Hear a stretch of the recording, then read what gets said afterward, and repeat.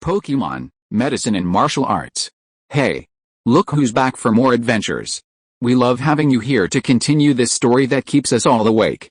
Important note, all of this is pure fiction, so don't try any techniques you hear here in real life. Your neighbor might call the cops. This amazing novel and all its rights belong to the original author. We're just the ones giving it voice and drama. Are you enjoying the show? Prove it by subscribing to our YouTube channel and leaving that like that motivates us so much. And if you want VIP access to exclusive content, our Patreon is waiting with things you won't find anywhere else. Chapter 51, A Cruel Defeat. With Ditto's defeat, Rocket and the others perhaps only just realized how crucial a good trainer is to Pokémon. If you had been there, even if Ditto had been defeated, at least it wouldn't have been so easily defeated. Alright, send your next one up. The referee's voice echoed just in time. Rocket, you'll take this match. Okay, Rocket readily agreed. Rocket, as soon as he entered the ring, Rocket chirped with a powerful cry, flapping its wings and gazing sharply at Guruk. Quite impressive, Guruk's unchanging face revealed a hint of approval. But that's not enough. Guruk, use the charge bomb and take it down. Rocket with a cry, Rocket unleashed a charged flame attack, deftly dodging Guruk's charge bombs before charging into Guruk with a fierce force. Watching the flaming rocket approaching, Golly suddenly stretched out his arms, his hands like iron tongs, gripping its wings tightly, completely oblivious to the heat and flame swirling around it. Golly, throw it out, then follow up with a low kick. Suddenly, a scornful smile crossed Cockable's lips. Rocket, before the thrown rocket could react, Golly's low kick followed, sending it flying across the field and crashing heavily into the wall. The wall cracked from the force of the rocket's blow. Pikachu said worriedly. Rocket, sliding down the wall, the rocket struggled to stand, using its feet and beak to support itself. Oh, isn't that enough? Cockable raised his brow. How about this? Haoli, use close combat. As Haoli attacked again, Rocket Sparrow was still struggling to hold his body. Suddenly, sparks appeared on Haoli's body, and this sudden change caused Haoli to stop in his tracks. This is the characteristic of a body of fire. Haha, this is really getting more and more interesting. Cockable's serious face actually smiled, a rare smile. Rocket Sparrow chirped, and with all its remaining strength, it used steel wings and rushed towards Haoli again with the momentum of a hero who'd cut off his own arm. As a sign of my respect for you, Haoli will use his hands to split the tiles. Haoli roared, and regardless of the burning body, his hands glowed white, and he rushed towards Rocket Sparrow without hesitation. Bang bang, hands and wings shimmering with white light collided and separated, bringing with them waves of sound and sonic booms. As white lines crossed on the field, Golly and Rocket turned their backs to each other, maintaining their final attack postures. They each gathered their strength, and neither wanted to be the first Pokémon to fall. In the end, Golly's physical strength dropped rapidly due to 2 battles and the damage caused by his flaming body. His knees gave way and he lost his ability to fight before Rocket. Rocket rolled his eyes back, perhaps because Golly fell before Rocket, and cried out with difficulty, his tone full of lightness, and then he also crawled to the ground, losing his ability to fight. Gorilla, Blaze has both lost their combat abilities. Please send out your Pokémon from both sides. Come back, Gorilla. Cockable retracted his gorilla and tossed another Pokéball. It's your turn, Infernape. Infernape roared with might as soon as he appeared, his sharp eyes fixed intently on Pikachu, who had already entered the field, ready for battle. Undeterred by Infernape's momentum, Pikachu gave a slight push and used Lightning Flash, intending to strike first. Oh. This Pikachu is interesting, Cockable nodded. But without the trainer's command, its combat power is half. Infernape used double retaliation, facing Pikachu charging straight at him. Infernape used double retaliation, negating Pikachu's original advantage. Not only did it lose the initiative, but it also took twice as much damage. Inferno used Taunt first, then Brick Chop. Because of Taunt, Pikachu could only use Lightning Flash to dodge or counterattack. Pikachu having just dodged Inferno's Brick Chop, and before Pikachu could adjust, Inferno suddenly switched to a bare-handed chop, striking Pikachu in the side. But just as Inferno struck Pikachu mysteriously vanished. Yes, Shadow Clone, the name of the skill flashed through Cockable's mind. This sudden change stunned Inferno, and before it could react, Pikachu suddenly appeared behind it, lashing it out with a powerful iron tail. Burst, The searing pain in its back sent Inferno into a frenzy. It had never imagined it would be injured by the tiny creature before it. I must tear this little creature to pieces to wash away its shame, Infernape glared with bloodshot eyes, its only thought at the moment. Oh no. Infernape has gone berserk. Cockable frowned at the situation. Infernape, with a roar, Infernape's fist, coated in flames, swung at Pikachu, who was about to launch another sneak attack. Pikachu ducked and was hit by the flaming fist. As Pikachu was about to be sent flying, Infernape seized the opportunity and grabbed Pikachu's tail, embracing it. He thrust his legs into the ground and launched a earth throw. A globe-shaped pattern swirled, and Pikachu was slammed to the ground by Infernape, sending up a cloud of dust. Pikachu, incapacitated. The gym trainer wins, the referee announced loudly, waving the flag. Grandpa, are you done with the gym match? Just as the referee finished speaking, a girl wearing a helmet and roller skates, followed by a Rylu, appeared in the gym stands. Rylu, following the girl, paused and looked at the battered Pikachu and Rocket in the middle and on the sidelines. They're not. Rylu's reaction immediately caught the girl's attention. Please bookmark, recommend, comment, give a 5-star rating, anything you want. Chapter 52 Conversation. Hey, aren't they Yu's Pokemon? How did they end up here? Shouldn't Yu still be in the hospital? The girl exclaimed in surprise. Corny, why are you here? Cockable retracted the enraged Infernape and looked at his granddaughter. Seeing her eyes fixed on Pikachu and the others, he asked curiously, Corny, do you know them? Yes. They belong to a new friend of mine, Corny replied, walking towards the Pikachu and the others. Your new friend? Yes. Seeing her grandfather's curious look, Corny nodded. Speaking of which, Grandpa, you should know that friend too. Me too. Yes. His name is Yu, the young trainer who saved so many lives in the city center yesterday. Yu, what? It's him. Cockable's composure immediately frayed upon hearing his granddaughter's words, his once stern face now brimming with excitement. What a fuss, Corny glared at him with disdain. Cockable, with his expressive expression, spoke with a casual air. How can you not be so surprised? He's a grandmaster, a young grandmaster. Corn sighed, ignoring Cockable. Instead, she scooped up the 3 modest Pokemon and skated towards the gym's gates. She left with one sentence that made Cockable feel a little embarrassed. His Pokemon were all injured by Grandpa. I'm taking them to the Pokemon Center now. If you want to see him, come along, Sweat. Then wait for me. Cockable wiped a non-existent sweat from her forehead and chased after him. Sora City, Pokemon Center. Leave everything to me, Miss Joy said solemnly, looking at Pikachu and the other 3 Pokemon, which had been taken by Chandler and placed on stretchers. You're really stupid. How could you let Pikachu and the others challenge Grandpa alone? Corn turned her gaze away from Miss Joy as she entered the operating room and turned to her son, who had rushed over after hearing the news, and complained. I'm deeply sorry for the trouble I've caused you, but I respect the Pokemon's choices. A hint of apology crossed Air's pretty face, followed by a look of determination. But, Corny was about to say something else when she was interrupted by a message. Yu, he's awake. Following the nurse who had arrived to notify him, Air, Corny, and Cockable rushed to Yu's hospital room. Upon opening the door, they saw Yu, still looking a little pale, talking to the doctor. Yu, how are you feeling now? Air asked with concern. Yes, it's nothing serious.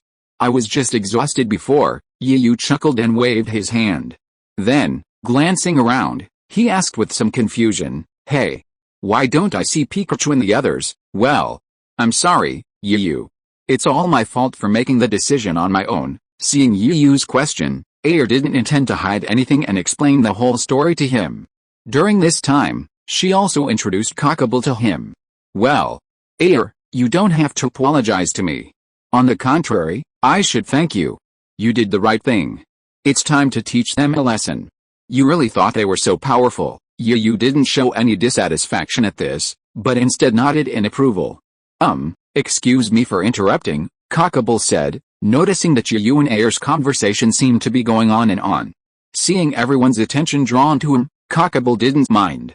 With a hint of anticipation in his eyes, he said, Brother Yu, you don't mind me calling you that, do you?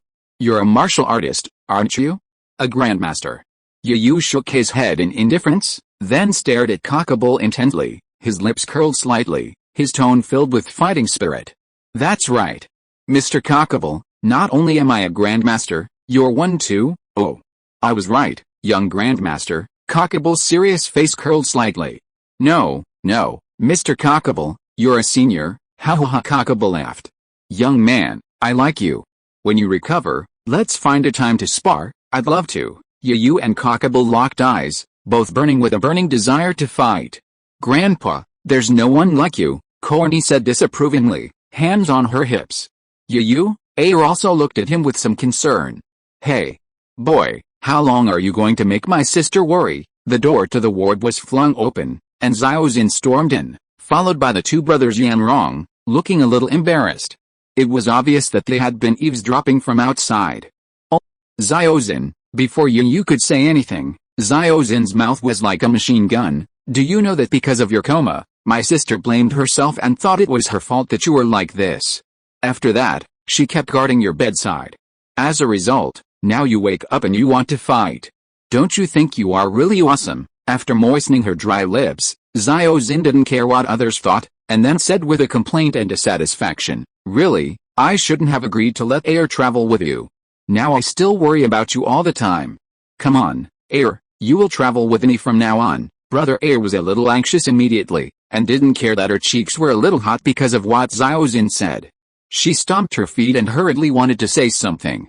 At this moment, Yu spoke first. I don't know why Air chose to travel with me, and I'm deeply sorry for making her worry all the time. But no matter what you say, Air is my friend. If she doesn't want to do something, no one can force her, not even at the cost of my own life. Yu spoke calmly, but his expression was firm. Yu? Air's heart warmed, and she looked at Yu, whose face was still pale, but whose words were filled with determination.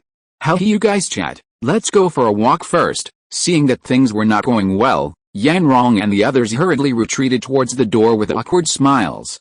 Oh. Really? Xiaozin raised an eyebrow. You can give it a try. Yu didn't give in. They both tacitly ignored Yanrong's departure. However, from the moment the ward door closed, no one knew what Yu, Xiaozin, and Air talked about for the next hour. All they knew was that Xiaozin didn't say anything else after that. After packing her luggage, she left alone. Please collect, recommend, comment and give 5-star praise. Chapter 53 Things. The next morning, Yu, having rested the previous afternoon, felt much more refreshed.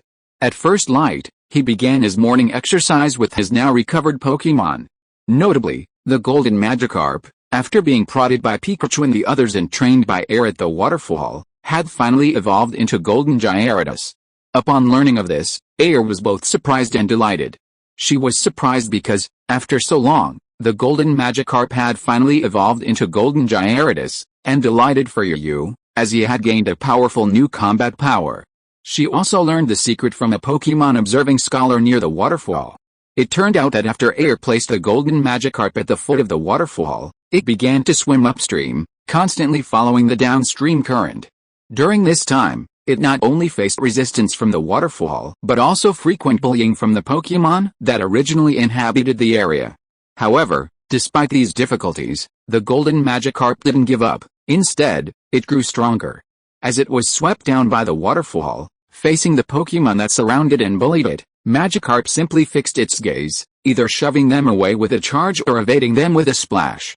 Throughout this process, Magikarp's mind was constantly reeling in the promise it had made with its friends, a source of its motivation.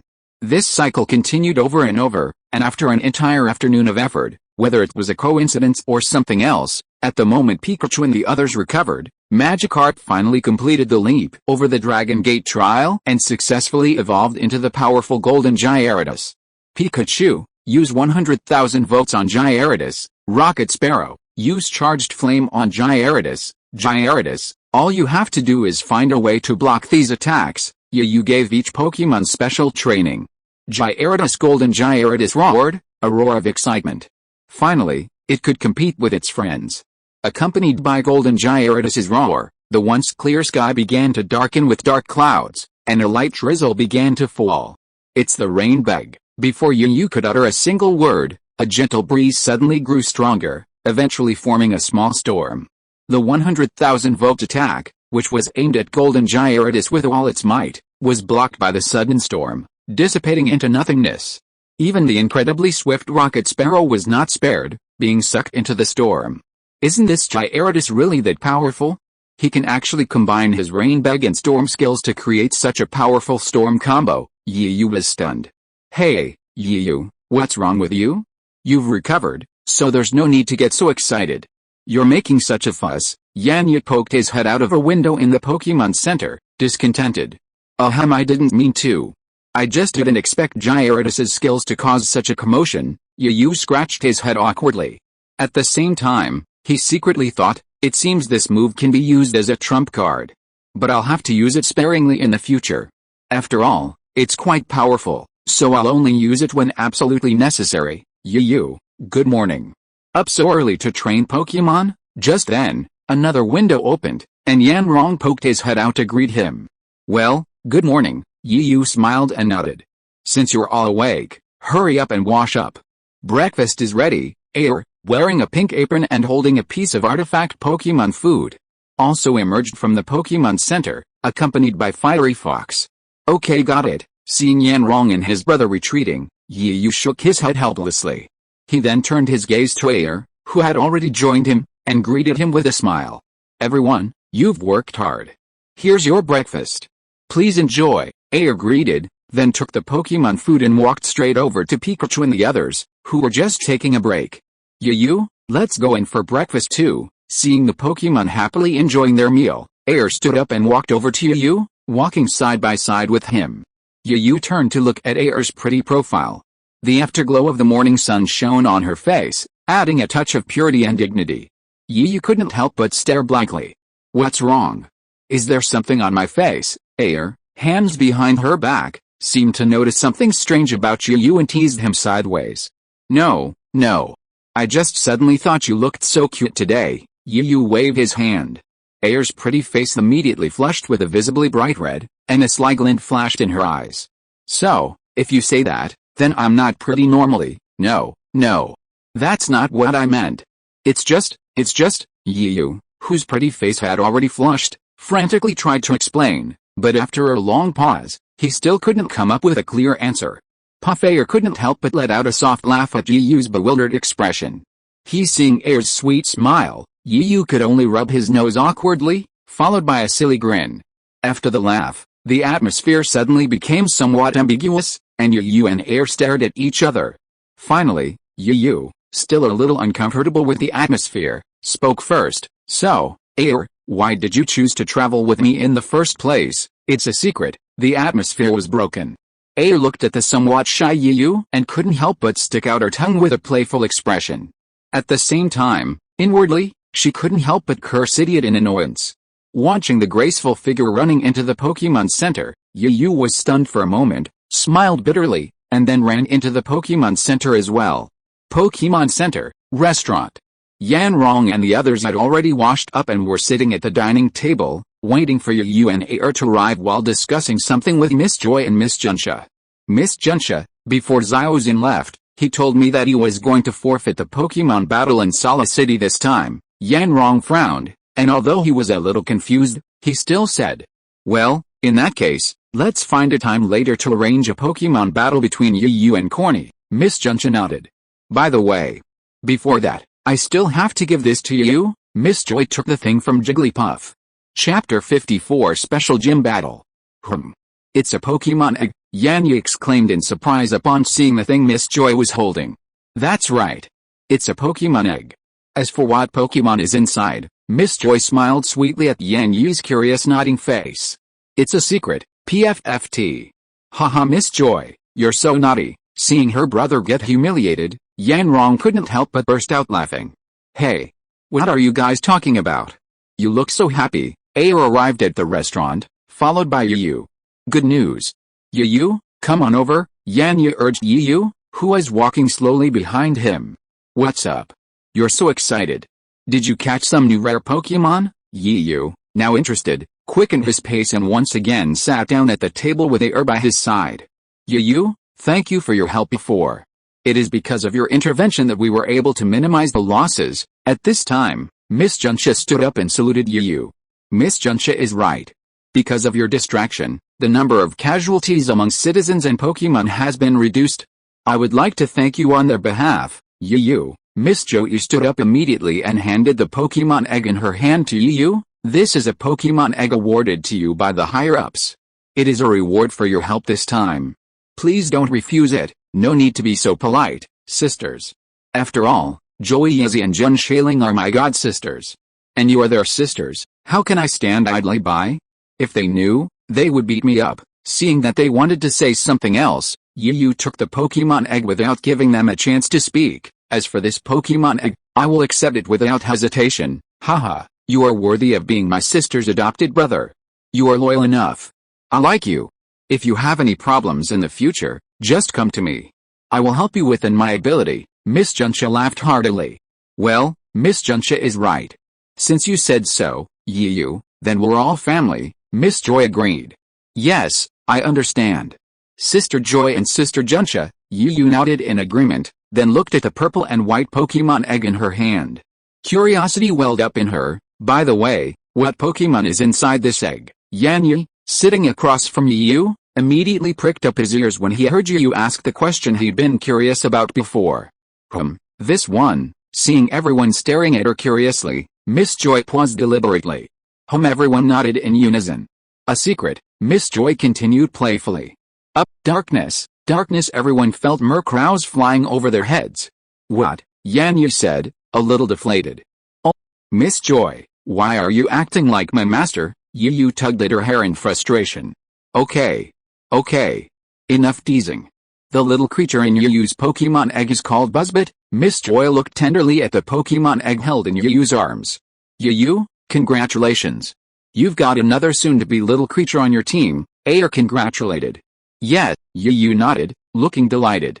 By the way, Yu, since Xiaozin withdrew from the previous match, you'll be battling Korn directly next. Seeing Yu listening intently, Miss Junsha inquired, so, when do you have time? Wait until I finish my gym match, Yu thoughtlessly added. After I finish breakfast, I'll go to the gym. Yes. Yu, can I come watch from the sidelines?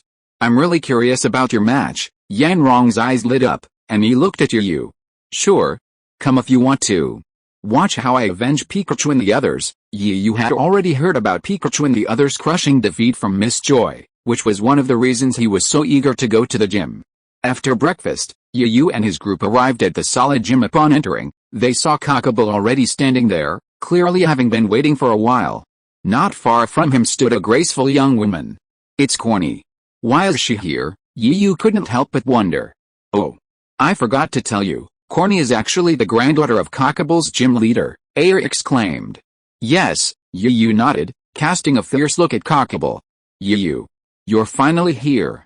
Let's have a proper duel. Cockable's eyes also gleamed with excitement as he met Yu's gaze. Their gazes met midair, and from time to time, a crackling sound could be heard.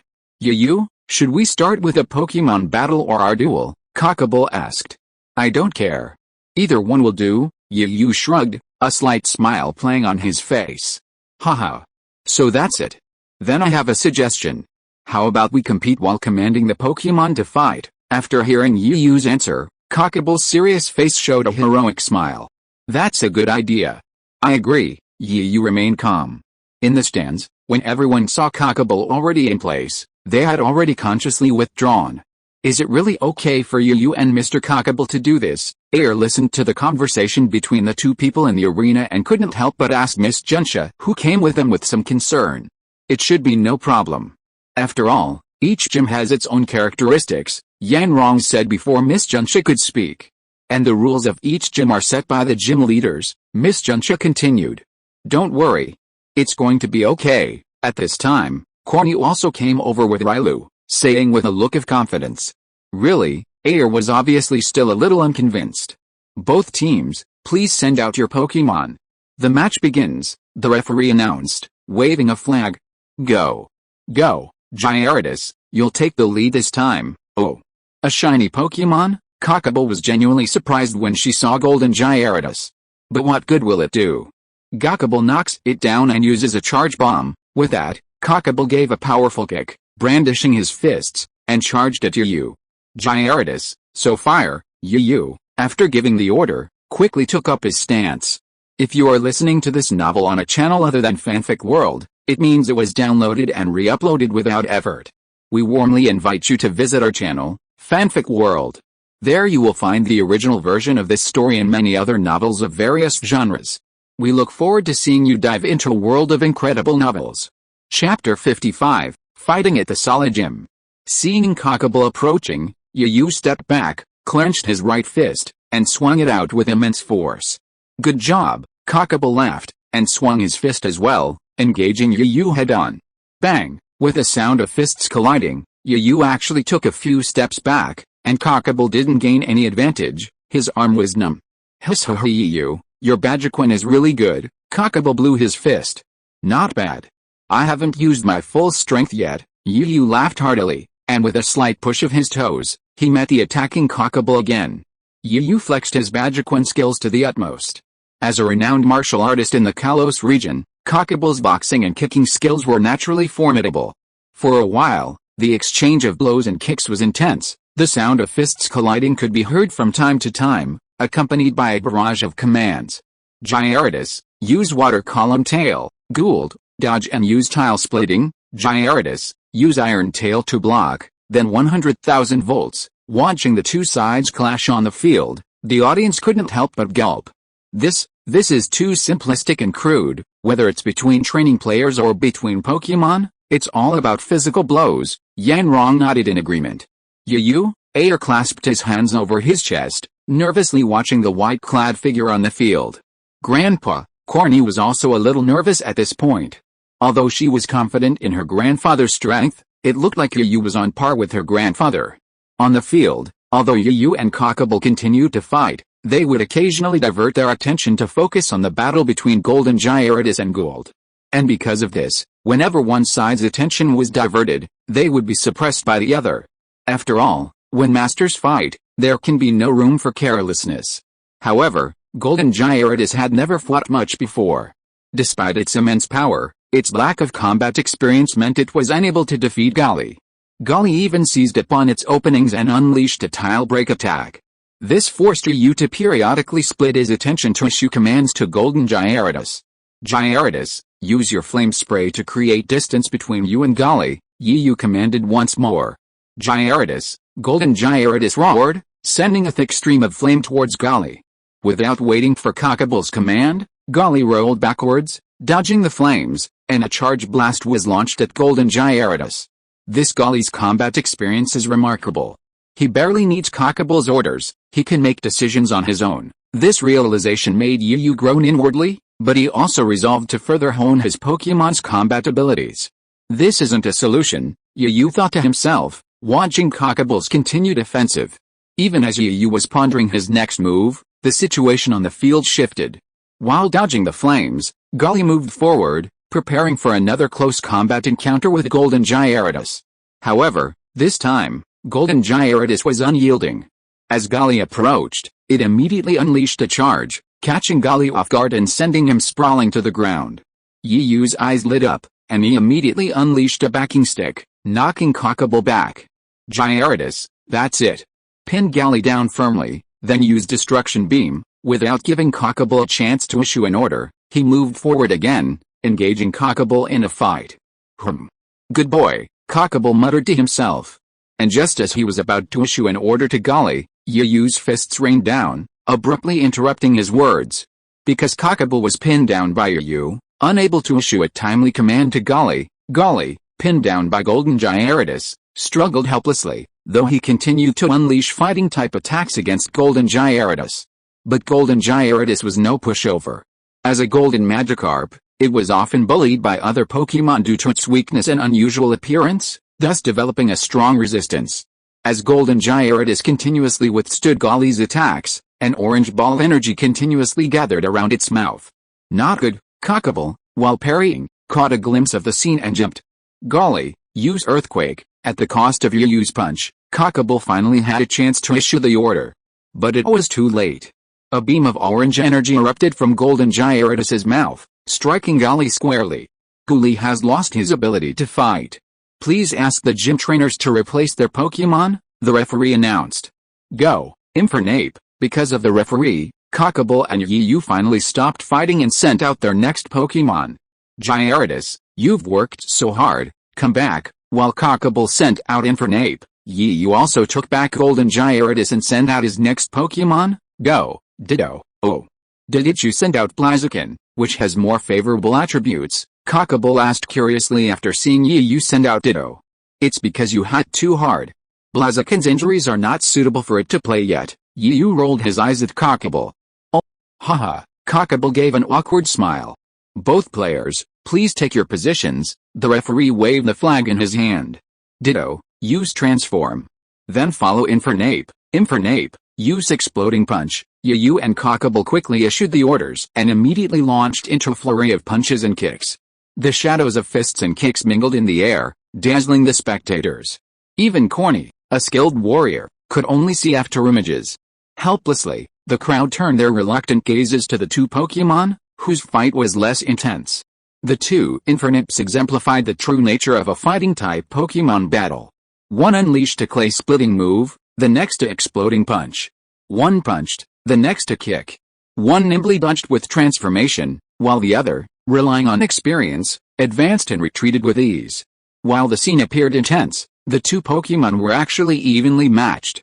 Please bookmark, recommend, and comment. Chapter 56 vs Mega Lucario.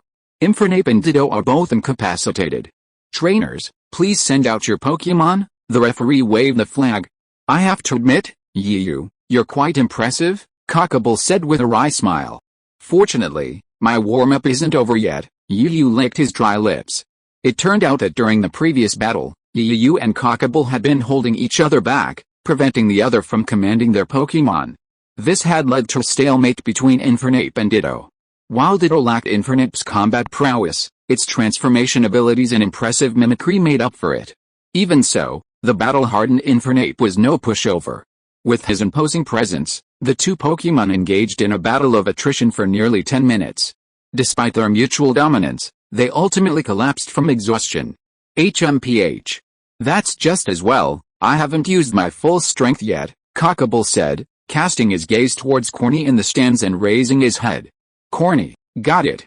Grandpa, go ahead. Hearing her grandfather's call, Corny found a katana from somewhere and tossed it to Cockable. After taking it, Cockable looked at Yu and asked, actually, I'm better at weapon combat. Why don't you find one too? Yu shook his head, indicating it was fine. Then, his aura intensified, like a divine spear poised to pierce the heavens.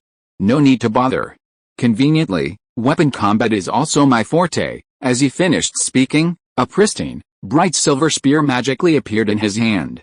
The words Urgiao could be faintly seen on the spear's blade. Cockable's eyes narrowed, for Yu, spear in hand, now gave him a sense of invincibility and utter ruthlessness. How impressive! Even the crowd watching in the stands couldn't help but feel a palpitation. Cockable might have heard of me. In the Chinese martial arts world, I'm ranked among the 36 grandmasters. The ruthless spear. At this moment, Yu chuckled softly, his tone filled with Ling Dian's aura. What? Yu, the ruthless spear, one of the 4 rookies of the Chinese martial arts world, is actually you, Cockable practically roared in surprise. What's going on? Is Yu that powerful?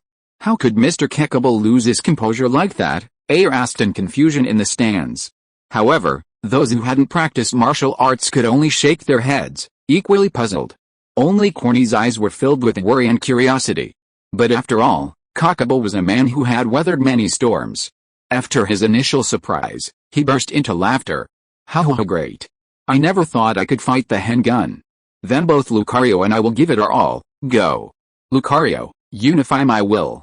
Go, Gyarados, Lucario, let's show this Yu our true strength.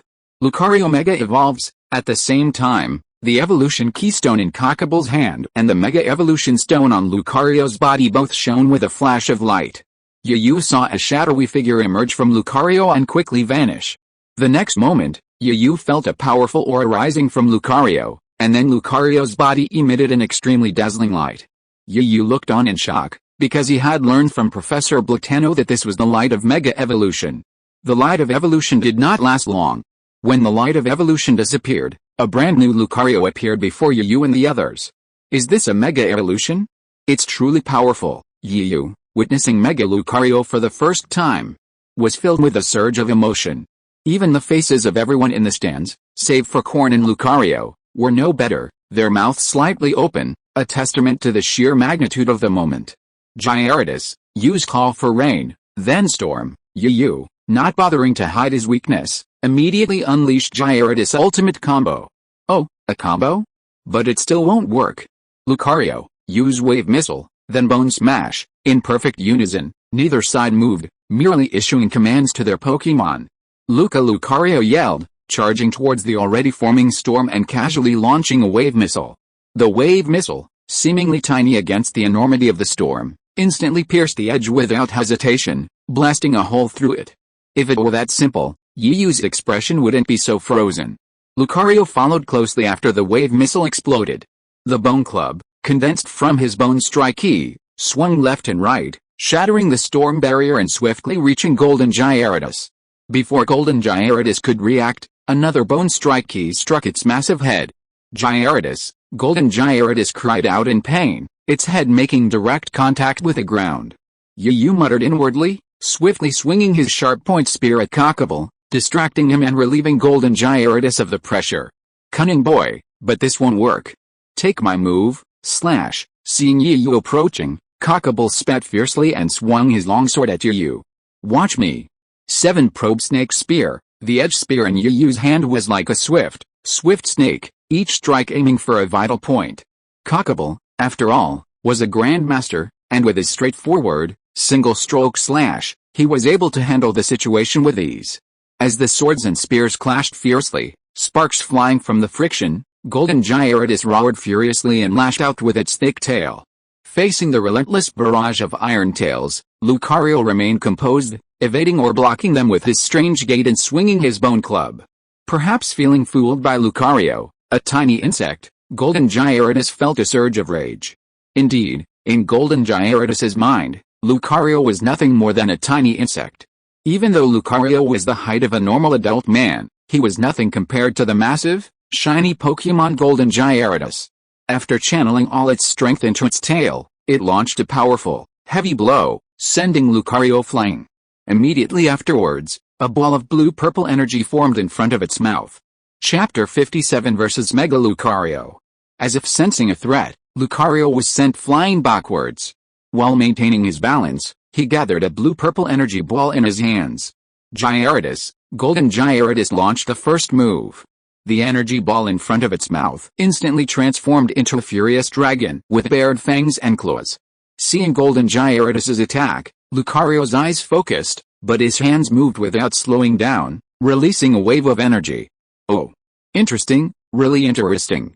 Dragon Wave and Dragon Fury? Yanrong chuckled softly as he watched the two Pokémon unleash their skills in the stands. The energy shadow of the furious dragon and the wave of energy collided fiercely, even generating visible waves of air at the center of the collision. Suddenly, a flash of light, carrying unstoppable momentum, pierced the airwave and struck Lucario. It turned out that after releasing Dragon Fury, Golden Gyarados had repeated its old trick, unleashing another chain of attacks, followed closely by Destruction and Death Ray. Lucario's voice fell, and the destructive Death Ray arrived as expected. After a gust of dust, a large circular pit had been blasted out of the battlefield. And Lucario, the protagonist, disappeared.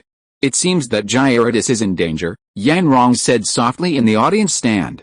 Well, why? Air asked with some confusion. Even Yan Yi, who was concentrating on watching the game, turned his head and looked at Yanrong with sharp eyes. Just watch, Yanrong saw this, but did not explain anything. After leaving a sentence, he watched the game seriously again.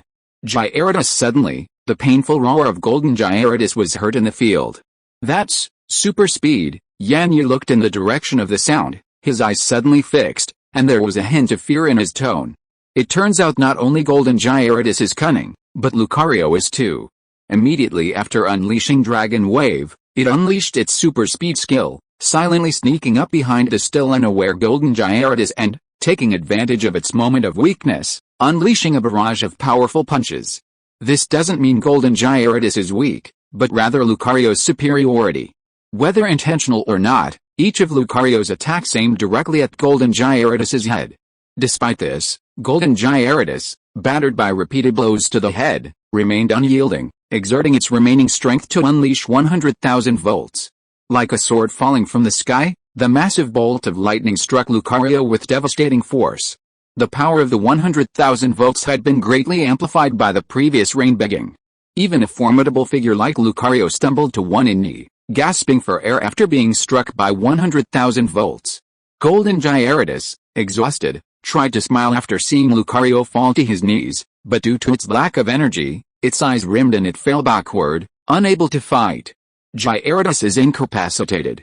Trainer, please replace your Pokémon, the referee announced, waving a flag. Hoo-hoo, the two fighting men paused, Cockable gasping for air, looking somewhat flustered. Who? Gyarados, you've worked hard. Come back, you exhaled and reclaimed Golden Gyarados. Lucario, how are you? Cockable asked, panting. Lucario, his legs trembling, managed to stand and shook his head at Cockable, indicating that he could fight again. Seeing this, Cockable turned his gaze back to Yu, who was about to call Pikachu into action. With a hint of admiration in his tone, he said, Yu, I have to say, you're truly formidable. You're truly a renowned young talent on China's 36 Grandmasters list, haha. Thank you for the compliment, but I'm only in the upper middle level of the Chinese martial arts world. There are countless people stronger than me, Yu said modestly. Oh. Really? Then China truly is a mysterious place. Cockable was a little shocked by Yu's words. After all, even though he was a grandmaster, the Japanese martial arts world was still too small. That's why Yu, whom he considered exceptionally talented, was so shocked when he said he was only in the middle level. Please prepare yourselves, and the match begins. Before Cockable could say anything else, the referee waved the flag. Lucario, use Healing Wave, then Swift Speed. As expected of a gym leader, Cockable quickly composed himself and ordered calmly. What? This Lucario can actually use Healing Wave. Seeing Lucario use Healing Wave, his expression changed. While thinking to himself that this was not going to happen, he didn't hesitate. In that case, Pikachu, use Electromagnetic Wave on the surrounding area. After using Healing Wave, Lucario's injuries had healed somewhat, and he immediately used Swift Speed, attacking Pikachu. Pikachu, faced with Lucario's ghostly speed, Pikachu had no choice but to use Electromagnetic Wave on the surrounding area, hoping to slow him down. Perhaps it was luck, but just as Lucario was about to launch his next attack after using Swift Speed, he was actually affected by the Electromagnetic Wave, his speed slowing down slightly. Great opportunity. Pikachu, use Lightning Flash. Yu's eyes lit up, and he ordered without hesitation. Lucario, Bone Blast. Bang! Pikachu's body made close contact with Lucario's Bone Club. But Pikachu, ultimately at a disadvantage due to its size, was yanked back by the club. Pikachu, use the Force Release. Control your body, Lucario. Wave Missile. Pikachu, Lightning Ball. The instant the two skills collided, the resulting blast instantly sent Pikachu, still in midair, flying high. This time, it completely lost its balance. Lucario, use See-Through. Then Bone Blast. Lucario's eyes flashed blue, and he clasped his arms together, a bone club appearing in his hands. Suddenly, Lucario's gaze focused, and he dashed into the smoke created by the collision of Wave Missile and Lightning Ball. 2 or 3 seconds later, Pikachu slid out, gliding along the ground. Without giving Pikachu a chance to breathe, Lucario rushed out again. Just as the Bone Club was about to hit Pikachu, Pikachu's tail suddenly bounced up from the ground like a spring. While dodging the Bone Club, Pikachu unexpectedly used Iron Tail in mid-air to chop at Lucario. Chapter 58 vs Mega Lucario. Oh. Yu, your Pikachu has a wealth of combat experience. Cockable raised a slightly long eyebrow, then curled his lips slightly. But this is what makes it interesting. Lucario, use the Power-Up Punch. Lucario, holding the Bone Club in his left hand and clenching his right fist with a glowing white light, collided with Pikachu's Iron Tail. A muffled thud echoed, and for a moment, Lucario and Pikachu were evenly matched, each retreating backward. While Pikachu leveraged the force of the sudden impact to unleash Iron Tail, Lucario's Power-Up Punch was no pushover. After repeated use, its power increased several times. While each side had the advantage, neither could gain the slightest advantage. Lucario, fight freely.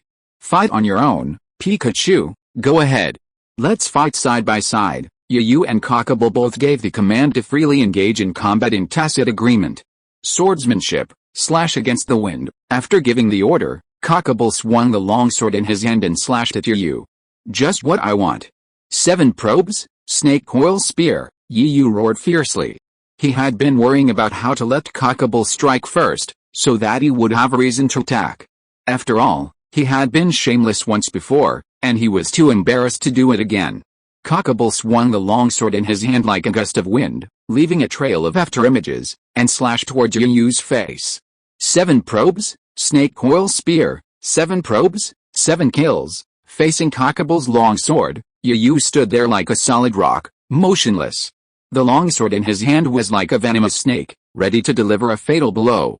With each swing and thrust, Cockable felt as if he were being stared at by a venomous snake. The cunning and strange spearmanship caught him off guard. He, who had originally taken the initiative, was instantly pinned down, unable to escape. This testament to the terrifying power of the 7 probes and snake coil spearmanship.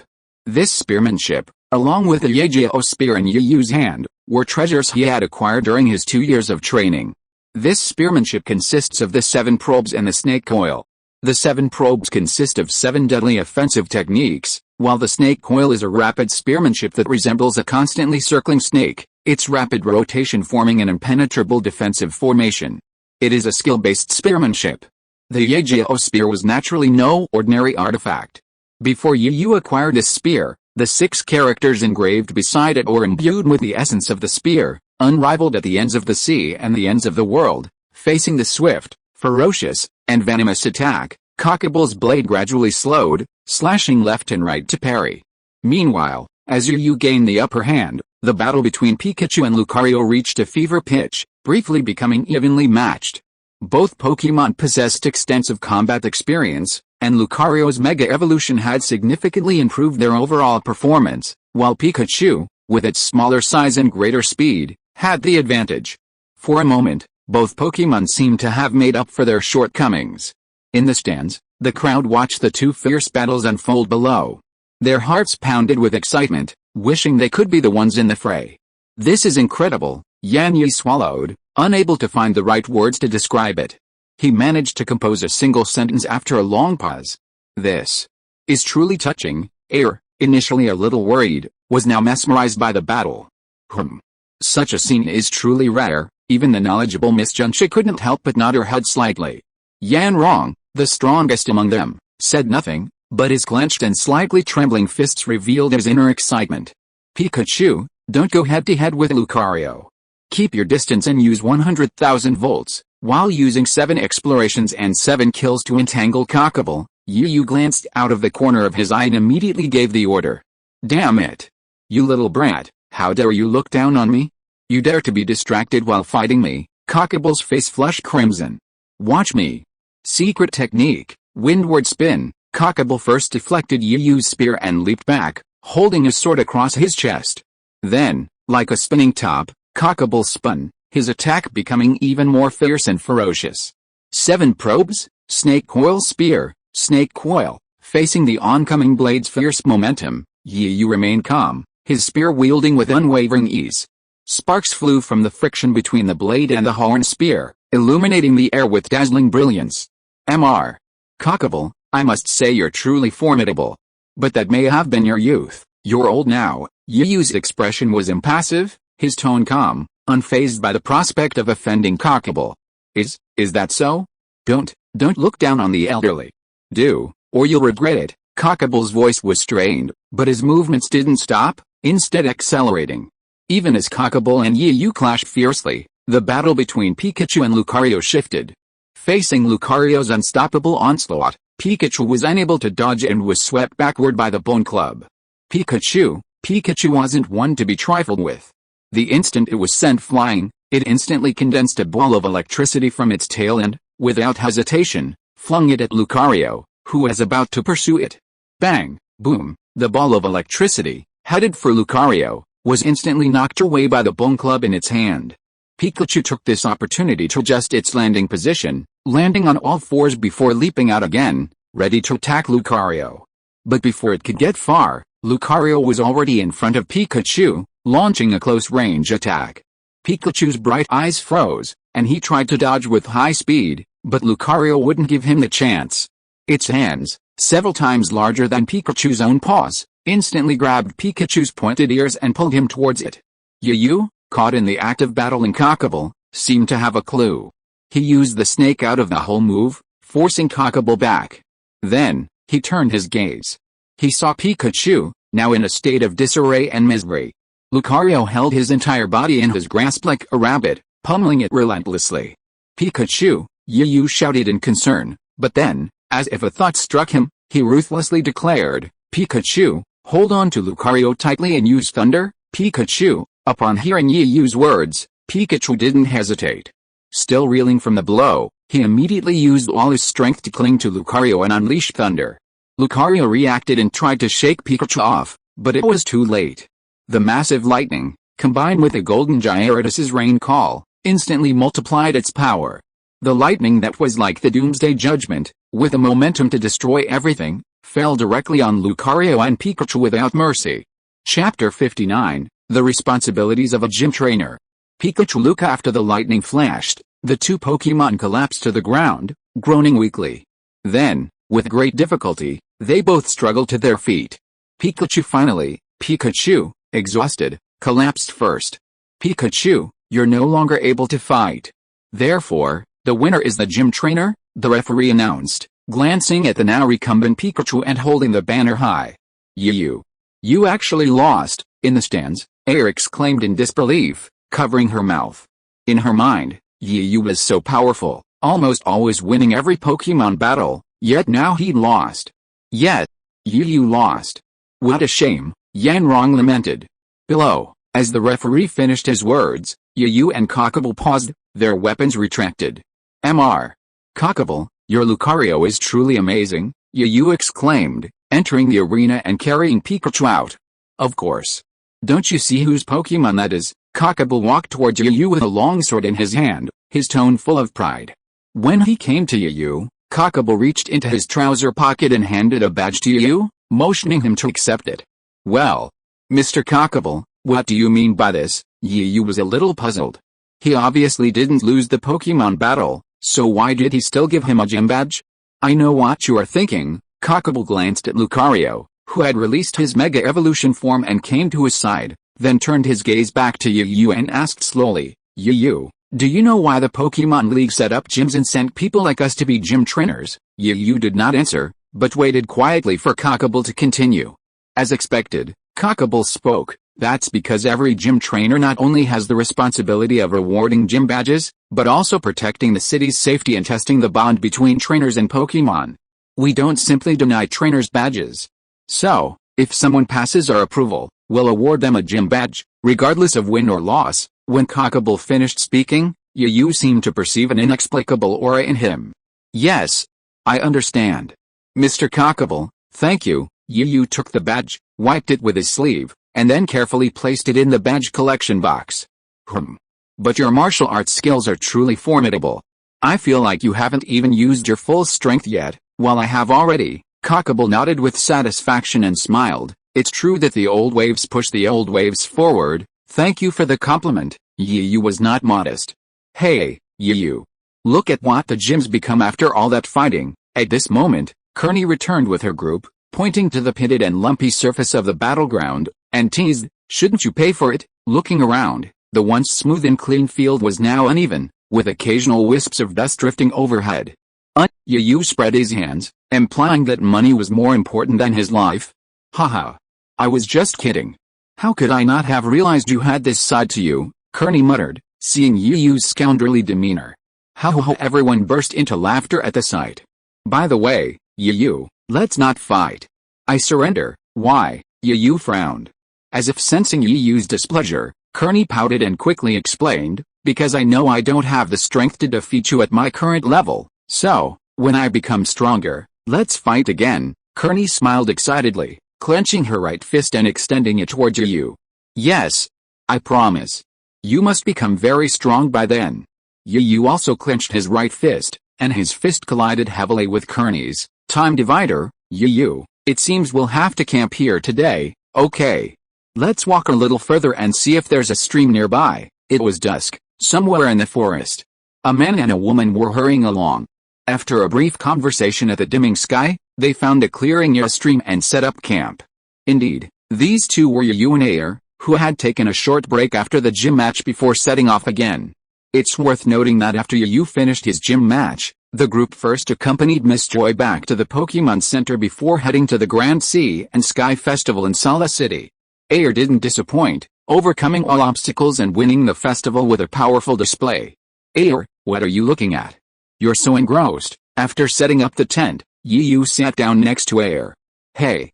Is this the princess key?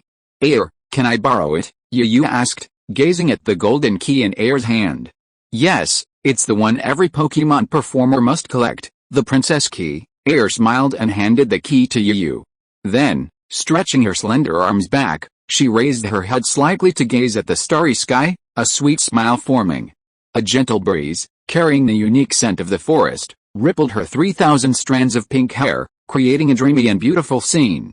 After receiving the princess's golden key, Yu first looked at Air, who was sitting next to him and exuding a special temperament. Then he turned his gaze to the princess's golden key in his hand, looking at it in a trance. Memory dividing line, Sala City, backstage of the venue of the Sea and Sky Festival. Air, what's wrong with you? Yu looked at Air, who had changed into a gorgeous pink dress, and asked with concern. No. I'm fine, I'm just a little nervous. Sitting on the chair, Air pinched the hem of her skirt nervously, looking at the contestants who had already entered the stage. Hey. I didn't expect that you would be nervous, Air. Yu was a little surprised at first, and then patted Air on the shoulder. Actually, you don't have to be nervous. You rehearsed so well before. No. I feel a little nervous when I think about facing so many audiences. Air's face was a little pale. Air, I remember your dream is to become an excellent Pokémon performer. Then the situations you will face in the future should be higher than now. Seeing this, Yu gently patted Air's back and injected some internal force into her body to soothe her somewhat uneasy heart. Chapter 60 Sea and Sky Festival. But, Air was about to say something when the announcement suddenly blared, interrupting her. Now, please welcome contestant Air. No buts. Just remember, no matter what happens, my Pokémon and I will always be by your side, facing it all with you. Yu smiled warmly, his gaze clear as he looked into Air's beautiful, slightly flustered eyes. Firefly miniature as if to cooperate with Yu, the Firefly and Melodic, beautifully dressed by Air, chirped and rubbed their heads against Air's body. Yu, Firefly and Melodic, Air's eyes sparkled as she looked at the boy and her two Pokémon. A few glints seemed to flicker in the corners of her eyes, but she quickly wiped them away. Yes, I will try my best. I will definitely win the championship of this festival. Air stood up from her chair, clenching her fists tightly against her chest, a touch of emotion and determination flashing in her eyes. Well, go ahead, Yu said seriously. I'll cheer you on, including Pikachu's share. A moment later, Air, along with Fines and Melodic, joined the other contestants on stage. First, the competition will be between trainers and Pokémon creating Pokémon together, the host announced. Air and the other contestants, after greeting the audience and the judges, all threw themselves into their Pokémon making endeavors. Sitting in the stands were Yu, Yanrong, and their group. Although Yu knew nothing about Pokémon making, seeing Air immediately immersed in the process, calmly and diligently crafting Pokémon with her two Pokémon, Yu's previously tense heart settled. What a pity. Miss Joy can't come, Corny lamented, her eyes fixed on the trainers crafting various exquisite Pokémon with their Pokémon. Nonsense. Miss Joy, you still have to go back and take care of Pikachu and Lucario. Cockable couldn't help but slap his granddaughter's head, her eyes sparkling. Grandpa, I was wrong. If you keep hitting me, I'll become stupid, Corny protested pitifully, pouting and covering her head with her hands. But soon, everyone's attention was drawn to the scene on the stage. As each Pokémon, with its own unique style and flavor, emerged from the oven, it immediately captured the attention of the Pokémon present. Even some of the less self-controlled Pokémon were drooling. First, there's the sweet Pokémon made by contestant Huahong and her Pokémon, Ursa Major. Next, there's the sweet and spicy Pokémon made by contestant Air and her Pokémon, Fiery Fox and Melodic. The host introduced each contestant's Pokémon and their Pokémon creations one by one. Time slipped by quietly. The performer's Pokémon performance was about to begin. Although the last round of Pokémon production had left only a handful of contestants, Air advanced without surprise. The Pokémon show competition has officially begun, the host announced. Now, please welcome contestant Huahong and her Pokémon, Bearcat, Papa. Applause erupted as the contestants took the stage. Bearcat, jump. First, use Sweet Scent, then Round Eyes and Charm. As the trainer finished speaking, a pink-hued Bearcat began to dance gracefully on the stage. Not wanting to be left behind, Huahong, the trainer, followed closely behind Bearcat. This performance captivated many women and some men in the audience, their eyes glistening with love. Even the Pokémon performers watching from behind couldn't help but sigh in admiration. Watching the scene on the screen, Air sighed, her fighting spirit ignited within her. This is my first time competing. I must not disappoint you and the Pokémon who believe in me, and I must also leave Teacher Yashi speechless. Excellent. Baby Bear, use the coquettish and scratching techniques. Huahong's command was followed by Baby Bear, fully utilizing its strengths, acting coquettishly and adorably for the audience. So cute, I can't handle it, exclamations of admiration echoed from the audience. Baby Bear, use charming again, with hearts flying out. Huahong and Baby Bear's performance concluded to the audience's applause and cheers. Next, please welcome contestant Air and her Pokémon, Fiery Fox, the host announced as he returned to the stage. Amidst Air. I'm so excited to finally see Air's Pokémon perform. Corny, in the audience, danced with excitement, shaking the arm of Cockable, who sat beside her. Ahem, calm down. Look at what you've become. Cockable's face darkened, and he was about to deliver another blow to the head. Well, after all, she's Queen Baxi's disciple, so it's really exciting. Yanrong, who had been silent all this time, was unusually willing to stand on the same side with Corny this time. Yu silently glanced at Yanrong, then turned his gaze back to Air. Firefox, use Flame Vortex, then Howl. After a slight bow, Air began his performance. Firefox the Firefox immediately released a vortex of flames. At the end of the vortex, the sound waves produced by the howl, like waves, grew and spread upwards. Very good, use the mental shock now, then the illusion beam. Air gave the order calmly, a confident smile on his face.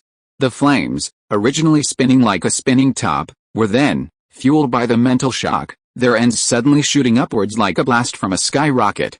Illuminated by the sunlight, they shimmered with brilliant colors, forming a magnificent flower in the air, manipulated by the light of the Firefox illusion. But upon contact with Air, they quickly dissipated, like the ephemeral flower in a moonlight beauty painting, blooming for a brief moment before reaching its peak of beauty. So beautiful, so touching. Quickly grab your camera and capture this. That's, before the audience could even finish their exclamations, an even more astonishing scene unfolded. Because there's so little information about Beofule, the author can only offer this brief summary. If you have better suggestions, please forgive me. Chapter 61 Long-tailed Firefox. Could it be evolution? In the audience, Yanyi, who had been nonchalant, suddenly became incoherent, as if he had witnessed something terrifying. That's the light of evolution, Yu responded with a surprising yet affirmative voice. At that moment, in the center of the rain of fire, Firefox radiated a holy, comforting light of evolution. Firefox watching the Pokémon standing upright beside her, Air covered her mouth in disbelief and said excitedly, "Great, Firefox, you've evolved." A flash of light appeared, and then a Pokémon with yellow fur growing from its waist into a skirt-like shape, a large red and yellow tail with a wooden stick stuck in it, appeared on the stage, attracting everyone's attention. Long-tailed Firefox, a fox Pokémon. When it pulls a branch from its tail, the friction creates fire. It waves the branch's flame to signal its companions. As Corny listened to the description of the Pokémon in Yanyi's Pokédex, she immediately ignored Lucario's slightly embarrassed expression and exclaimed with loving eyes, "That's long-tailed Firefox. It's so adorable. I want one too." Cockable's already thick eyebrows twitched at her granddaughter's words. Back on stage, after her joy faded, Air secretly took out a Pokédex and looked up Long-tailed Firefox's abilities. She quickly regained her composure.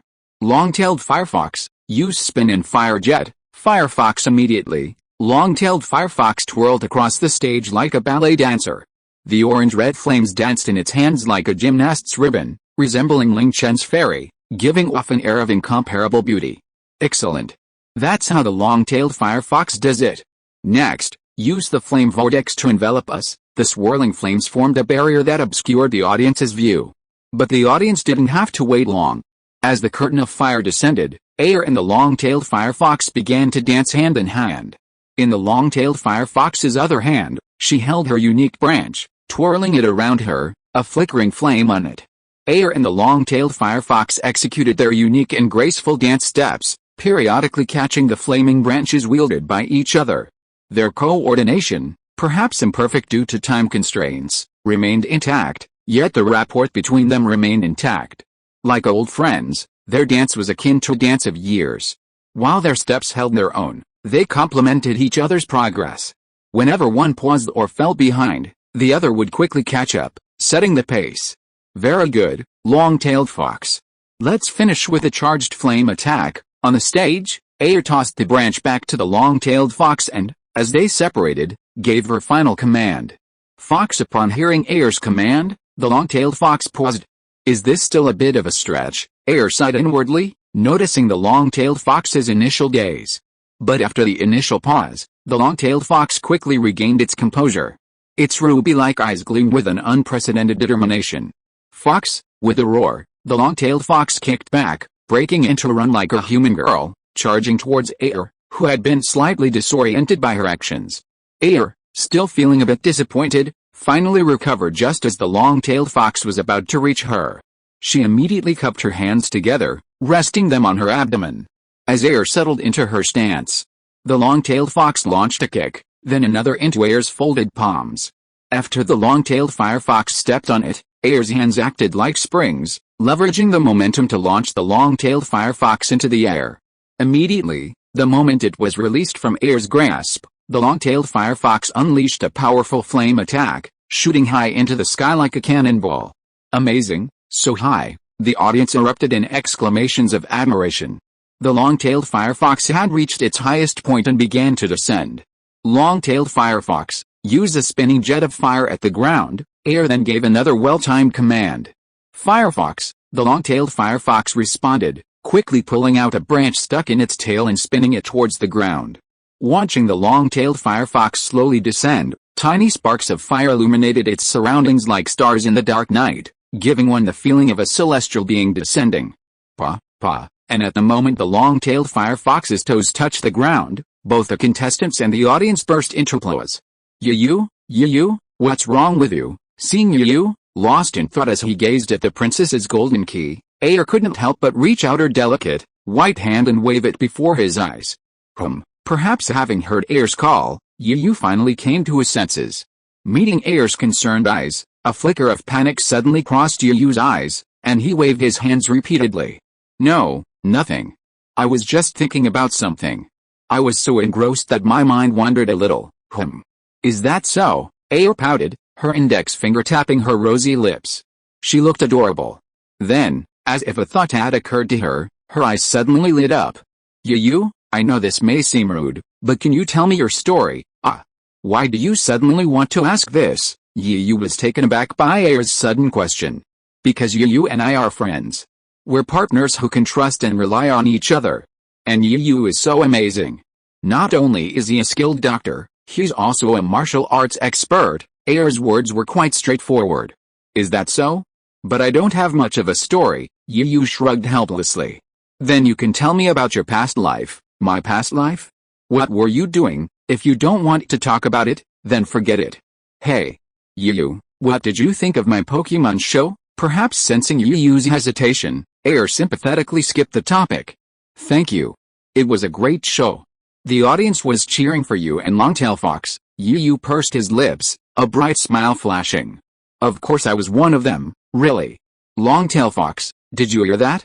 A lot of people loved our show. Air, overjoyed, turned around and was about to share the good news with Longtail Fox. But no matter how Air called out, Longtail Fox didn't respond. Air immediately panicked and glanced at Yu, who had already approached him, her tone tinged with panic. Yu, this is bad. The long-tailed firefox is missing. Because the author is still a student, I can only update once every 3 days. Please understand. If there are any shortcomings here, please feel free to point them out, and the author will promptly correct them if appropriate. If you are listening to this novel on a channel other than Fanfic World, it means it was downloaded and re-uploaded without effort.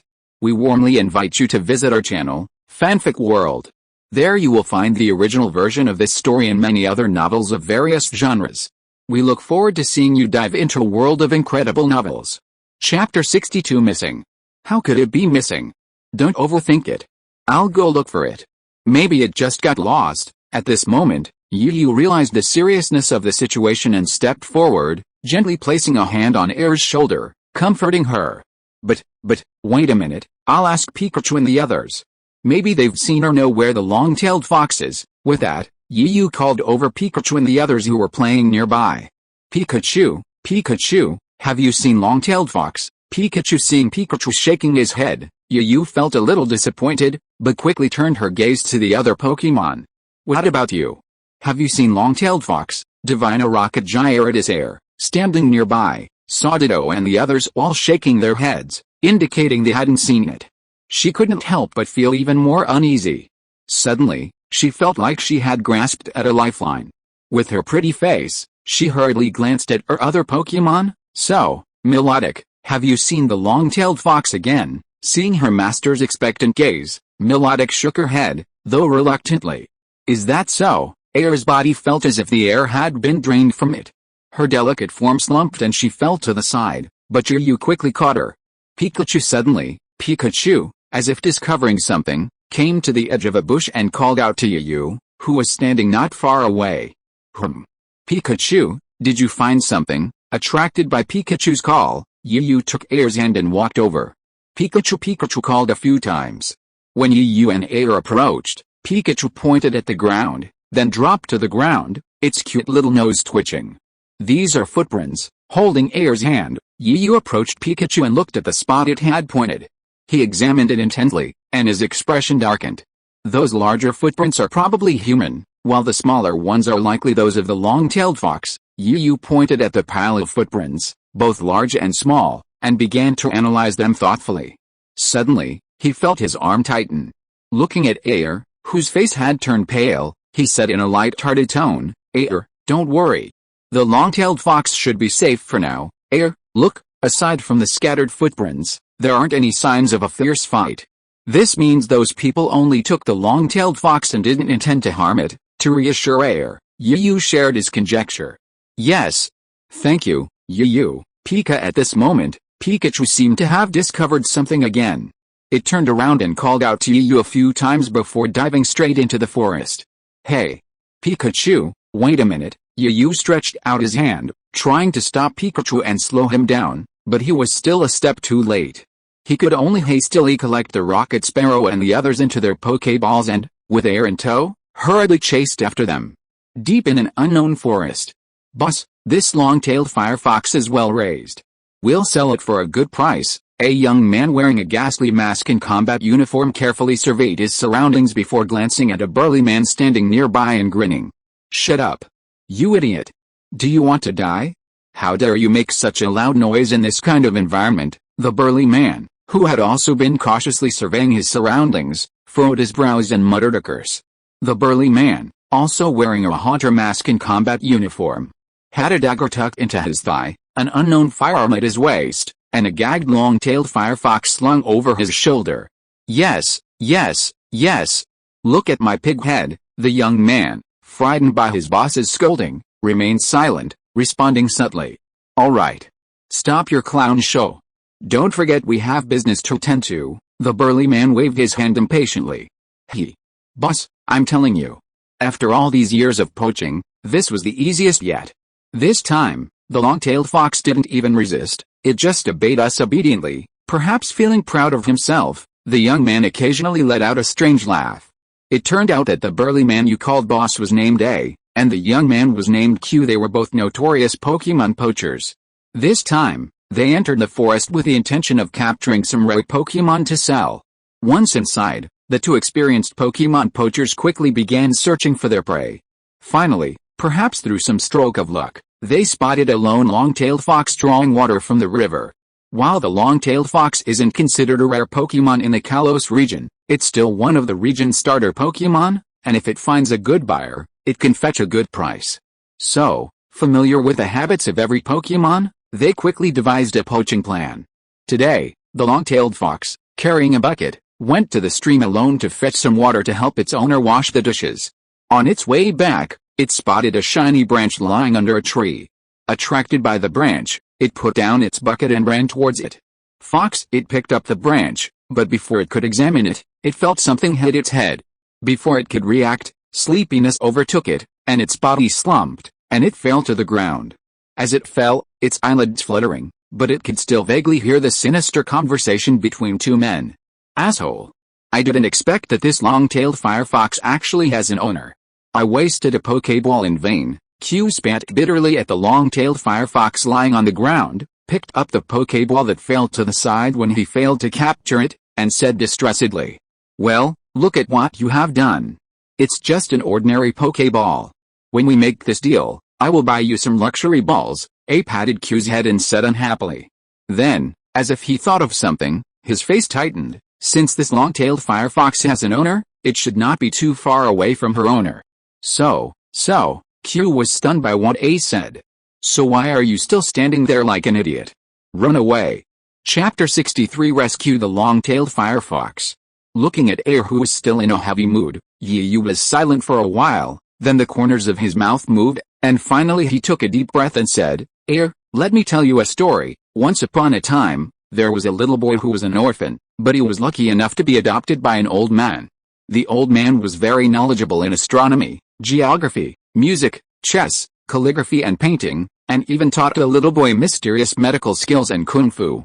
At the same time, he also had a close senior sister who loved him and a childhood sweetheart next door, and because of what happened, the boy who would rather act crazy and stupid to make others happy began to change his temperament. He became extremely inferior and not good at communicating with others. He had few friends, but only simple and kind Pokémon were willing to play with him, and he regarded every Pokémon as his friend." Yu spoke slowly, very vividly and devotedly, and Air's attention was diverted. With her beautiful eyes fixed on Yu, Air hesitated and said, "That little boy, yes, it's just as you think. I'm the little boy in the story." Yu seemed to be recounting something that had nothing to do with him. His eyes followed Pikachu's movements, and his eyes were filled with calmness. Yu, I'm sorry." Although she didn't know what Yu was thinking at the moment, Air apologized immediately. "It's nothing. Let those who have passed by pass by." Yu shook his head and pointed at Pikachu, who was already some distance away from them. He said, "Pikachu seems to have discovered something.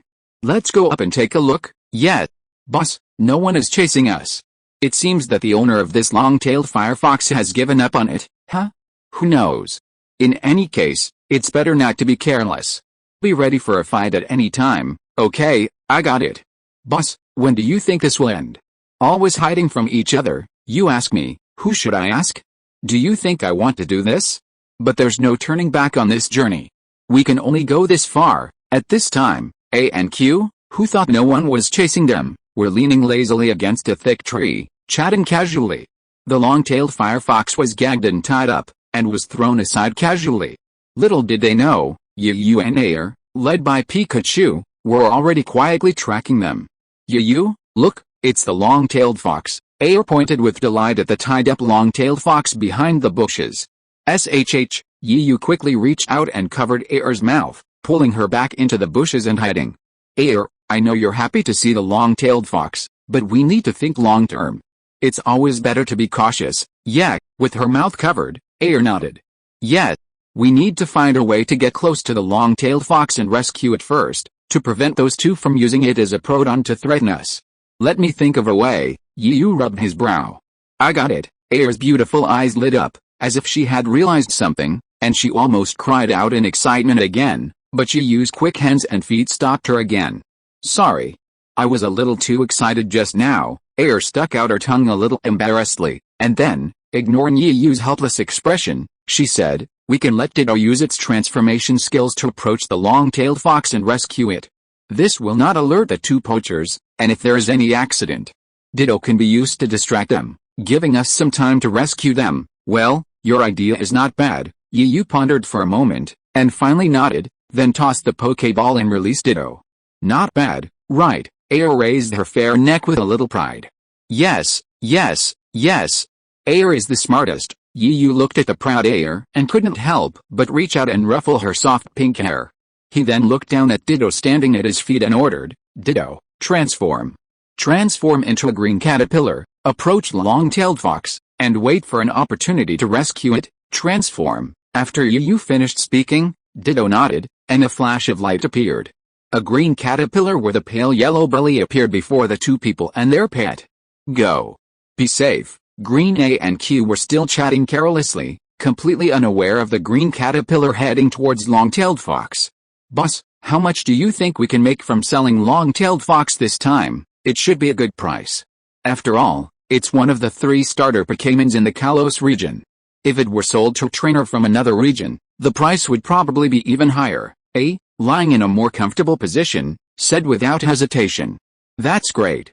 After I sell it, I'm going to go to the game store and play all those slot machines. Q jumped up with joy.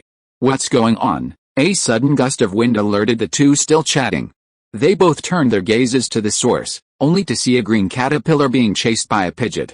Just as it was about to be devoured by the bird's sharp beak, the caterpillar suddenly transformed into Pidgeot, an exact replica of the one chasing it. Pidgeot, bewildered by the sight of its identical Pokémon, Pidgeot let out a stunned cry. It seemed to be asking, what? Where's my prey? Why is it gone? Hey, have you seen a green caterpillar, Pidgeot? The suddenly appearing Pidgeot ignored it and, under the stunned gazes of the surrounding people and Pokémon, turned and flew towards the tied-down long-tail fox. As Hunters A and Q stared in amazement, it unleashed a peck attack, biting through the ropes holding the long-tail fox. Oh no. Stop it. That's just a Pokémon. It must be Ditto. A was the first to react, and your expression suddenly changed. It turned out that after transforming into a caterpillar, Ditto had been making unimpeded progress towards the long-tailed fox. Just as it was about to reach the long-tailed fox, a sudden and unexpected antagonist, the caterpillar's natural enemy, Pidgeot, appeared from midair. Upon seeing the caterpillar, it pounced on it like a hungry tiger. This led to the previous scene. Chapter 64 Blood Dragon Order. Go, Rumblevoid. Use Roll, come out, Golbat. You two, use Ultrasonic. Hunters A and Q were quick to act, quickly pulling out Pokeballs and throwing them. The moment they saw their respective Pokemon, they immediately gave orders. Not good. Ditto and the others are in danger. Yu, hiding behind the bushes, saw this and his expression changed. While Air was still dazed, he rushed out first, pulling out 2 Pokeballs and throwing them into the air. Hey! Yu, wait for me. Seeing Yu leave her alone again and rush out, Air couldn't help but puff up her cheeks and snort. But even as she was throwing a little tantrum, Air kept up the pace and tossed out another Pokeball. Pikachu, use 100,000 volts. Rocket, use charged flame attack to stop Toucans. As for Gyarados, use Dragon Tail to stop Rumblebot. By this time, Yu had already quickly issued a series of orders. Minshao, let's help too. Water Pulse. Air also commanded Minshao to join the battle. Who are you? This has nothing to do with you. Leave immediately and we'll let bygones be bygones. The sudden appearance of the people and Pokemon startled A, but he quickly reacted, his face darkening, and he threatened coldly. Haha. Who am I? I'm a friend of the owner of that long-tailed fox. Who do you say I am? Yu sneered disdainfully, not taking A's threat seriously, his tone filled with mockery. What? A's expression suddenly changed, but he quickly calmed down, his face becoming even more gloomy. If that's the case, then I can't keep you here. Oh, really? Yu curled his lips, his tone full of mockery at A's somewhat arrogant words.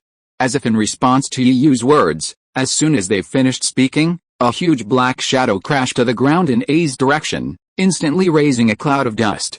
In the blink of an eye, cough cough, Hunter A covered his mouth and nose with his hands, rushed out of the smoke and dust in a somewhat embarrassed manner, coughing violently. Oh. With your limited strength, you actually dare to threaten me? You might as well stop being a poacher and take your Pokemon to farm and support your family. Yu's mouth curled up, and he laughed frivolously. Humph. What's the point of sneak attacks?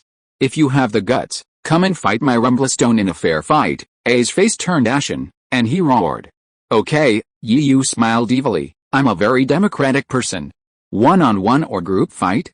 You choose one. I choose one-on-one. Okay, since you choose one-on-one, then I won't be polite. Yu raised his handsome eyebrows. Pikachu, Gyarados, you go up. Well, this is not fair. Seeing Pikachu and Gyarados slowly approaching Raiden, Hunter A shouted angrily, didn't we agree on a one-on-one duel? Yes, this is a one-on-one duel, Yu said seriously, but the one-on-one duel I mentioned is that Raiden is the only Pokemon, and he will fight all my Pokemon. As for a group fight, you know. So I didn't lie to you, Pucci. Yu, you are so bad. Haha. Air, who was watching from the side, couldn't help but cover her mouth and laughed. What's wrong with me? It's just that my Chinese language is profound and extensive, and he, an illiterate, can't understand it. Yu shrugged, expressing his innocence. Damn it, Hunter A's fingers cracked as he saw Yu's provocative expression. It wasn't like the other team was outnumbered, he would have just charged in and taken him down. Bang, over here. The battle in the sky ended with Golbat's landing. Golbat, Q screamed, quickly retrieving Golbat into its Pokeball. He looked at his boss nervously. Boss, what do we do now? Unlike the tense atmosphere on their side, Air happily hugged Longtail Fox, his face filled with excitement. Fox great, Longtail Fox, you're okay. Ignoring the Hunter duo, Yu turned back to watch the heartwarming reunion, a bright smile on his face. Damn brat, stop looking down on me. Hunter A's face darkened, unconcerned with the battered Rumblebrook. He shouted angrily, Rumblebrook, go ahead, use Big Bang. Boom. Hearing his master's command, Rumblebrook, oblivious to his injuries, glowed white. What? No. Gyarados, use hold. Yu, watching this, dismissed A's words and quickly ordered Golden Gyarados, still nearby, to use its newly learned move. Minchao, go help Gyarados too. Use hold. A also caught on, quickly telling Melodica to rush over. Rumblebrook's body flashed with white light, followed by a devastating explosion. Although both Golden Gyarados and Melodica had successfully used hold, the massive explosion left the two Pokemon like two reefs in the ocean, ready to be swept away at any moment. While the Big Bang skill trades damage for life, it's also one of the most powerful Pokemon skills. Hold, on the other hand, is one of the most defensive Pokemon skills. While it suffers from the drawback of decreasing reusability the more it's used, it remains a favorite among Pokemon and their trainers. While Hold helped Yu and the others block the aftermath and energy of the Big Bang, it also drained Golden Gyarados and Melodic, causing them to collapse to the ground. Minchao, how are you? Air hurried over, scooped up Minchao, and urgently called out, Minchao, hurry and use self-regeneration. Thank you for your hard work, Gyarados. Go back to your Pokeball and rest. After retrieving Golden Gyarados, Yu came over, patted Air's shoulder, and comforted her. Minchao and the others are fine. They're just exhausted. Looking at Minchao, who was gradually recovering, Yu couldn't help but think with envy. Having a healing ability is so convenient. I guess I need a Pokemon with self-healing abilities to act as a healer for our team. Hey. Yu, those two bad guys are gone. Only then did Air have time to look over at the other side. Seeing the empty space, Air couldn't help but stamp her foot in frustration. It's a shame they weren't brought to justice. Yu felt a little regretful. After all, those two had harmed countless Pokemon. Swish, swish, swish. Suddenly, the sound of a burst of lightning piercing the sky caught Yu's attention, still in a state of regret. After a few more blasts, a blood dragon, fangs bared and claws bared, formed in the sky above the forest. Seeing this, Yu's pupils shrank, and he uttered two words through his teeth in shock. Blood Dragon Order. Chapter 65 Fushimi Tsukasa. Blood Dragon Order. Yu, what is this Blood Dragon Order? Air, standing nearby, asked curiously after hearing Yu's somewhat shocked words. In the Chinese martial arts world, there are two major dragon orders, each with its own distinct purpose, the Blood Dragon Order and the Wrathful Dragon Order. And what just appeared in the sky was the Blood Dragon Order, Yu explained. As the saying goes, heads may be severed, blood may be shed, but the Chinese family cannot be humiliated. This is the Blood Dragon Order. Yu paused, then continued, when lives are threatened for national justice and dignity, then within the Chinese martial arts world, Regardless of any grudges or acquaintances, upon seeing the blood dragon order in the sky, you must at least rush to the scene to lend a hand, huh? Isn't this a distress signal? Air, clever enough, immediately understood the blood dragon order's purpose and drew inferences from it. That's true, but not entirely. This is because the blood dragon order is quite special. What about the wrathful dragon order? Air nodded, seeming to understand. As for the issuance of the wrathful dragon order, it signifies something major is happening, requiring the surrounding Chinese martial artists to gather. Then I understand. The issuance of the blood dragon order represents a fight for national justice and interests. The issuance of the wrathful dragon order is a fight for the Chinese martial arts community, Air said with sudden realization. Of course, these dragon orders can't be released carelessly. If they're found to be inconsistent with the facts, the Chinese Martial Arts Alliance will take special measures to deal with the matter. Finally, as if a thought had occurred to him, Yu added, looking at the shadow of the blood dragon that still lingered above the forest. Ah, that's serious, Air exclaimed. Who? After exhaling heavily and putting Edo and Rocket back into the Pokeball, Yu looked at Air with a serious face and said, Air, I'm going to go over there now. But I don't know what the situation is there. For your safety, you go to the Pokemon Center in Hawaii City and wait for me first. But, Air wanted to say something, but Yu interrupted her and said, I can't let anything happen to you, otherwise I will blame myself for the rest of my life. Do you know? Looking at Yu's serious face, Air felt warm in her heart, and sweet emotions echoed in her heart. She pursed her tender red lips and said, then you have to be careful and pay attention to safety. I'll be waiting for you at the Pokemon Center in Hawaii City. Well, don't worry. I'm very capable. After I finish investigating the situation, I will rush to meet you. Yu chuckled and patted his chest. I promise, then I'll go. You'll go to Seawing City on your own, so be careful on the way, Yu warned again, then took Pikachu with him, performing a light-footed move. A few breaths later, he disappeared from Air's sight. Be careful too, Yu. Air stood there, staring blankly in the direction where Yu's figure disappeared, praying in her heart. After a long time, Air packed her luggage, and without returning Melodic and Vixen to their Pokeballs, she headed straight for the main road in the forest. At this time, a few kilometers away from the forest where Yu and the others had just been, on the top of a high mountain, the roars of angry Pokemon and the shouts of humans intertwined. A huge battle between humans and Pokemon was unfolding. After several fierce exchanges, the situation on the field quickly changed. Lei Liang, hand over the Earthstone obediently, and I'll spare your life. A middle-aged man in a black combat uniform, with a band emblazoned with the letter S on his head, stared across at him with a cat-and-mouse expression. A golden dragon pattern etched on the arm of his jacket. Lei Liang, dressed like a scholar, looked on. Fushimi Tsukasa, you're dreaming. Even if I die, I won't hand over the Earthstone to a pawn of the S organization like you. Lei Liang's voice grew a bit timid. You're ungrateful. You're a weak scholar who's not even a warrior, and you have these weak Pokemon? Fushimi Tsukasa snorted with disdain. Who said I'm alone? Looking across at the disdainful Fushimi Tsukasa, Lei Liang pulled out something resembling a firework from his pocket, tapped its fuse, and declared pretentiously, one arrow pierces the clouds, and 1,000 troops descend upon us. What? Not good. Fushimi Tsukasa, who had been calm and composed, suddenly realized something and his expression changed. Pidot, use lightning flash. Stop that flare, Pidot. Receiving the command from its master, Pidot immediately unleashed his skill, darting towards Lei Liang like an arrow. Seeing it approaching his own Pidot, and looking at the Blood Dragon Order, which still had a tiny bit of fuse left to fire, Lei Liang suddenly panicked. He closed his eyes in nervousness and instinctively raised his hand to shield his face. However, the pain he'd imagined didn't come. Instead, he heard a familiar, angry voice. Haruki Lei Liang opened his eyes and saw that his own strange strength, which had knocked him to the ground, had now risen to its feet to protect his master. He used the earth throw and grabbed the Pidgeot, which was attacking his master. What? The transformation seemed to take a long time, but it happened in just a few breaths. By the time Fushimi Tsukasa reacted and tried to give another order, it was too late. Without Pidgeot's interruption, Lei Liang successfully launched a flare-like object in his hand. The flare, which flew out with sparks, was like a hidden dragon emerging from the sea. The moment it soared into the sky, it manifested in the air as a blood dragon, roaring to the sky, its eyes glowing crimson. The dragon is the flag of China, the symbol of the nation.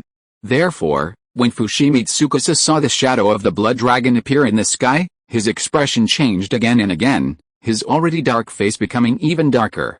That's the case, then I can only make a quick decision, Fushimi Tsukasa grinned, and the claws on his wrist stretched forward with a roar. Dr. Lei, please step back. We two brothers are here to block it. At this time, two young men in black suits also struggled to get up from the ground, looking at Fushimi Tsukasa opposite, who exuded a sense of fearlessness. But, don't say buts, run quickly, we won't be able to hold on for long. At this time, the other man in a black suit spoke before Lei Liang finished speaking. This is okay. Take care of yourselves. After hesitating for a while, Lei Liang finally gritted his teeth and agreed. It was not because he was afraid of death, but because what he got was too important to China. Yes. Frog, let's go. Kintaro, let's go too. Chapter 66 Rescue arrives. HMPH. You're overestimating yourself, a mayfly trying to shake a tree. A disdainful smile curled Fushimi Tsukasa's lips, as if he didn't notice the people and Pokemon charging towards him.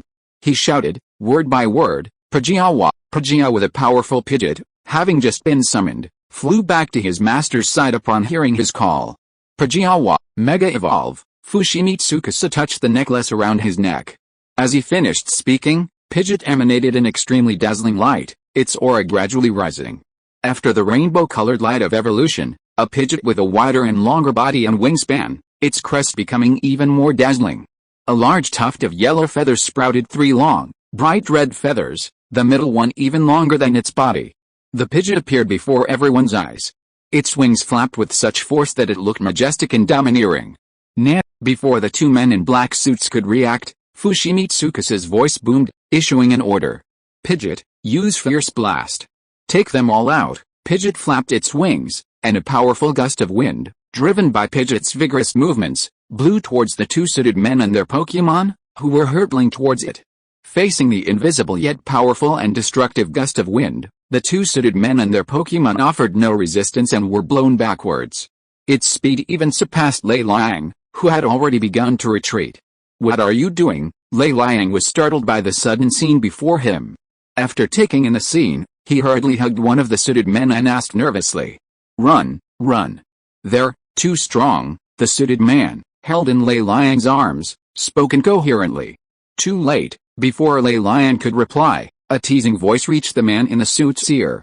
What? I repeat, hand over the Earthstone, and I'll spare your lives. Fushimi Tsukasa's words were filled with murderous intent, clearly not a threat, but genuine anger. Don't even think about it, he replied, his voice trembling but still firm. You're truly ungrateful, Fushimi Tsukasa sneered. Alright, you're free to go. As he spoke, he swung his hook again, aiming precisely at Lei Liang. You're too arrogant, then. Fiery Horse, use Jet Flame. Just as Fushimi Tsukasa's hook was about to reach Lei Liang, a slightly arrogant voice reached the crowd, and a long sword suddenly appeared, deflecting the chilling hook. Who's ruining my plans? Fushimi Tsukasa glanced around in frustration. Before him appeared a figure dressed in a regal golden robe, holding an ancient sword and riding a fiery horse engulfed in flames. He looked like a majestic knight, a young man of 18 or 19. Who are you, and why are you stopping me? Fushimi Tsukasa frowned, retracting his claws and placing them across his chest, poised for attack and defense. He threatened, I'm from the S organization. If you don't want to bear its wrath, get on your fiery steed and leave immediately. HMPH. The S organization? What the heck is that? So powerful? I've never even heard of it. The young man curled his lips in disdain and snorted. As soon as he finished speaking, he swung the 3-foot-long blade in his hand, stabbing Fushimi Tsukasa's pale face. He taunted, fellow Chinese, we should help each other in the face of foreign enemies. How can we allow barbarians to bully us? Haha, what a great phrase. Since we're fellow Chinese, I'll help you too. Before the young man could finish, another bold yet childish voice rang out. A wooden stick, with a crackling sound, passed by the boy's ear, still barely registering, at such speed that it caused a brief ringing in his ears. A trifle. Behold my bloody claws. Fushimi Tsukasa, who had been on guard for a long time, reacted immediately after seeing the attacking longsword and wooden stick. Fushimi Tsukasa quickly extended his bloody claws. The powerful and flexible claws were used by Fushimi Tsukasa like the talons of a brave eagle. The claws of one hand first deflected the long sword that was stabbing at his face, and the other claw was aimed at the boy's hand that was about to counterattack, but because of the sudden appearance of the wooden stick, he had no choice but to change his moves. While blocking the wooden stick, he used the force of the stick to quickly withdraw and retreat. Who is it? Who on earth is it? Fushimi Tsukasa looked at the person who suddenly appeared next to the boy with some anger. You little monk, why don't you stay in the temple and meditate and chant sutras? Instead, you come out and meddle in other people's business. The young man's companion was a kind-faced monk with clear, bright eyes that gleamed with wisdom. He wore a patched, worn-looking cassock and 6 incense scars on his head. Following him was a red Pokémon with flames extending from its eyes, resembling eyebrows. Amitabha, the young monk, seemingly oblivious to Fushimi Tsukasa's words, looked at the young man beside him, holding a wooden stick. He clasped his hands together and chanted the Buddha's name. What the benefactor said just now is very good. My Dharma name is Jixin, and this is my Pokémon Daruma. Greetings, young master. The young man clasped his hands together, performed a chivalrous salute, and replied, I am Begongming, and this is my Pokémon Flammahorse. Ha ha ha. Good, very good. Since I became famous, you two are the first to have dared to ignore my existence. Fushimi Tsukasa looked at the two chatting and laughing, and couldn't help but laugh in anger. Pidgeot, use Destruction Ray. Pidgeot, an orange ball of energy condensed to Pidgeot's mouth. Dartuma, use Destruction Ray. Flammahorse, let's use Destruction Ray too. Seeing this, Jixin and Begongming immediately stopped chatting and hurriedly issued orders. Instantly, 3 identical orange energy pillars collided and catapulted into one another, momentarily causing a slight distortion in space. One of the thicker, more concentrated pillars of energy even threatened to overwhelm the others. Dharma Baboon, keep going. Pyramid, don't give up. As if their master's encouragement had taken effect, the two Pokémon exerted their utmost strength, barely managing to push the thicker pillar forward an inch. Chapter 67, 2 vs 1 Battle. You two, go to hell. As the 3 Pokémon fought each other, Fushimi Tsukasa was also busy. He first used Pidgeot to distract the other 2 Pokémon, diverting their attention. Then, he concealed himself and silently approached the 2 Pokémon, who were watching him anxiously. With lightning-fast swipes, he lashed out with claws, striking at their vital points. Watch out! The young monk Jixin, the first to react, leaped forward and shielded the still unresponsive Begongming behind him, using his frail frame to block Fushimi Tsukasa's ferocious attack. As he did so, Jixin could faintly see a large, ancient golden bell, illuminating him. Fushimi Tsukasa seemed to have noticed this, and using the reaction force from the blows he struck Jixin, he kicked his legs hard, quickly creating some distance between him and Jixin.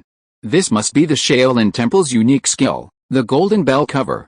Its defensive power is truly formidable. Begongming's eyes flickered as he gazed at the somewhat frail figure standing in front of him.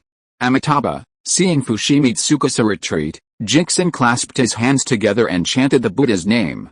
Turning to look at the still shocked Begongming, he nodded and said, Indeed, this is one of our Shaolin Temple's unique skills, the Golden Bell Cover. You two really think I don't exist? Seeing them ignoring him and continuing their private conversation, Fushimi Tsukasa couldn't help but feel a little annoyed.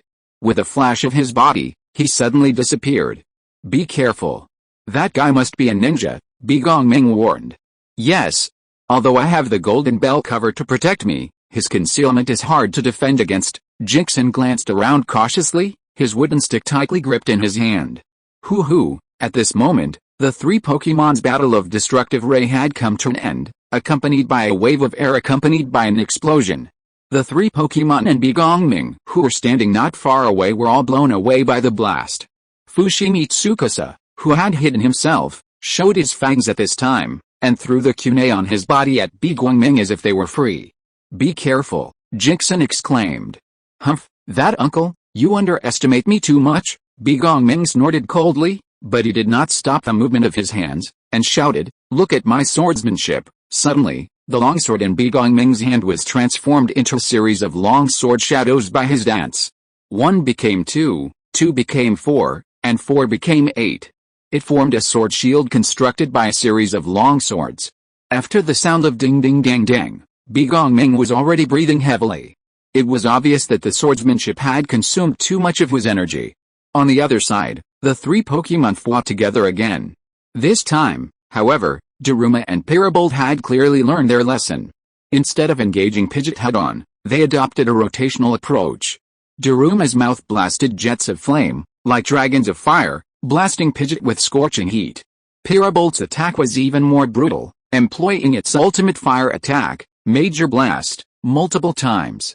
Pidgeot, faced with a barrage of fire-type attacks, Pidgeot calmly dodged them with high-speed movement, occasionally taking advantage of gaps in their attacks to counterattack with Air Slash. For a moment, seemingly gaining the upper hand, the Daruma and Parabolt Pokémon, despite their ferocious attack, were ultimately at a disadvantage. As time passed, Begongming's Parabolt was the first to give in, falling to its knees and coughing up black smoke. Perhaps realizing its ally was running low, Daruma halted its attack and hurried to the side of the flaming horse. He no longer attacked, but remained quietly on guard, his eyes beneath his flaming brows fixed on the Pidgeot dancing overhead. Pidgeot with a cry, Pidgeot launched his attack, performing a spinning attack. In a flash, he vanished into thin air. Seeing this, Daruma tensed, his gaze darting around, poised for attack and defense. When Pidgeot reappeared, it was already in Daruma's blind spot, sending him flying.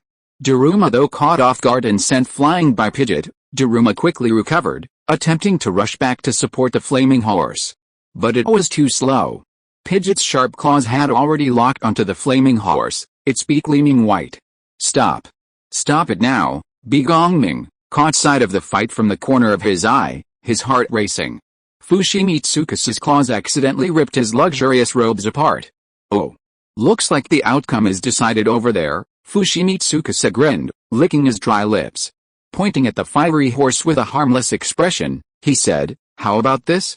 Hand over the Earthstone, and I'll let it go. You're shameless. Begongming's handsome face flushed with anger, and he pointed at Fushimitsuka with trembling fingers. Haha. Thanks for the compliment, isn't that what villains always do? Fushimitsuka smiled nonchalantly. Amitabha, even his seemingly benevolent and cautious demeanor was now rife with rage. Begongming's fists creaked, his nails digging into his flesh, but he could do nothing. Hey. Begongming, this is for you. At this moment, Lei Liang stepped forward and handed Begongming the Earthstone, clutched tightly in his hands. This, Begongming hesitated, looking at the Earthstone in his hand.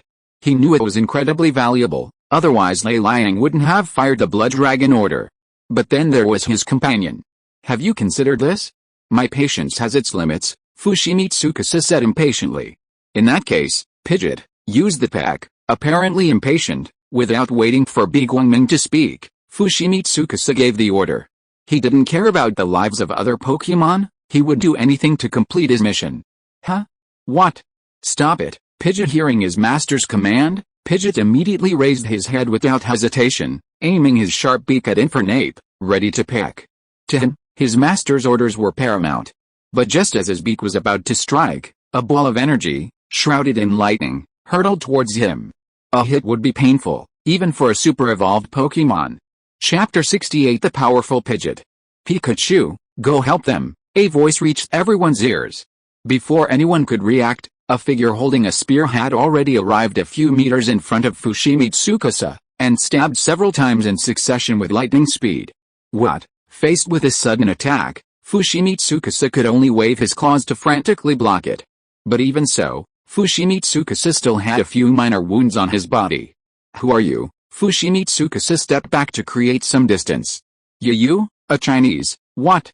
You are the you who always ruins our organization's plans. Fushimitsuka's face looked a little ugly. If you're talking about someone as handsome as me, then it's me. Yu raised the corner of his mouth. HMPH, just in time. I'll take care of you too. Fushimitsuka's frown relaxed. Get rid of those Pokemon that's getting in the way first. Pidgeot, perhaps feeling embarrassed after being pushed back by Pikachu earlier, Pidgeot flapped its broad wings and unleashed a series of spinning attacks. Pidgeot, already fast, was even faster after its Mega Evolution, surpassing even the speed of a Psychic-type Pokemon's teleportation. Even Pikachu, with its swift speed, was unable to avoid Pidgeot's almost invisible attacks. Dartfish. As for Daruma, despite its sturdy build, It had to follow in the footsteps of Flamahorn after blocking several of Pikachu's attacks, struggling to hold its ground. Pidgeot, with another angry cry, Pidgeot was enveloped in a blue glow, leaning forward against its weight.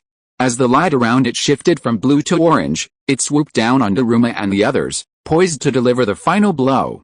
Dabba watching the attacking Pidgeot, Daruma struggled to his feet, attempting to counterattack with his abilities, but before he could regain his balance, he collapsed again. Seeing Pidgeot closing in on him, Daruma could only instinctively close his eyes and let out a frustrated roar. Pika! Pika! Suddenly, Daruma, who had already closed his eyes and resigned himself to his fate, felt something running over him, so fast that it was momentarily stunned. Curious, he opened his eyes. He saw a yellow figure, shrouded in lightning, sprinting towards Pidgeot, who was using Divine Bird attack in his direction, with its back to him. In the blink of an eye, orange energy and yellow lightning collided, and the air around them, riven by the overwhelming power, was filled with a faint sonic boom. Pikachu Pidgeot with the two Pokémon roared, each refusing to yield, each silently exerting their full strength. After several minutes of stalemate, the Mega-Evolved Pidgeot ultimately prevailed. Even though Pikachu had some counters to its ultimate electric attack, Volt attack, its impact was minimal against its sheer power. Pikachu, flung backward, slammed directly into Daruma Baboon, still lying on the ground behind him. The collision caused the already weakened Daruma Baboon's eyes to swirl, and even Pikachu lost its ability to fight. Pidgeot, while still capable of fighting, Pidgeot, still severely injured, released its Mega-Evolved state and flew back to Fushimi-Tsukasa, gazing sharply at Yu and the others. Daruma Baboon, Parabellum, seeing their Pokémon fall to the ground, Begongming and the others were both visibly distraught. Concerned, they wanted to rush over to investigate, but the fierce gazes from the other side prevented them from making any rash moves. They could only stare anxiously from the sidelines. Pidgeot, hold them back. I'll go grab the Earth Stone and use Fierce Blast. Seeing Pidgeot dare to approach, Fushimi Tsukasa decisively ordered. Pidgeot, with a flap of its broad wings, a powerful gust of wind blew towards Yu and the other two. Facing Pidgeot's Fierce Blast, even the three of them, with their considerable strength, were completely suppressed, unable to move an inch, let alone wield their weapons to fight back. Good job, Pidgeot. That's it. Don't stop, Fushimi Tsukasa excitedly ordered. Seeing that Pidgeot was in control of the situation, he immediately hid himself. No. Let's quickly move to Lei Liang's side, the normally calm and composed Jinxian monk suddenly cried out, quickly retreating towards Lei Liang using his powerful physique. But he was still a step too slow. Fushimi Tsukasa stealthily approached Lei Liang and, taking advantage of his moment of inattention, slashed his neck with a single blow. Seeing Jinxian retreating towards him, he quickly snatched the Earth Stone and vanished in a flash. While this seemed like an eternity, it was only a few seconds. When Fushimi Tsukasa reappeared, he had returned to Pidgeot's side. Alright, Pidgeot, let's go. Our mission is accomplished. Fushimi Tsukasa leaped onto Pidgeot's back and patted its head. Pidgeot, hearing his master's instructions, Pidgeot cried out, deactivating his Mega Evolution state. Ignoring Yu's glare, he flapped his wings and carried Fushimi Tsukasa skyward. Damn it, don't run away if you dare. Let's fight for another 300 rounds, Begongming yelled angrily. Yu ignored Begongming, retracted his spear and ran straight to Pikachu, holding it in his arms. Looking at the wounded Pikachu, he took out the wound medicine from the ring and sprayed it on its body. Yu said with some distress, I have used up all the healing pills on my body. Pikachu, you have to make do with it for now. Then he carried Pikachu to the side of Flame Horse and others, spraying them with wound medicine one by one.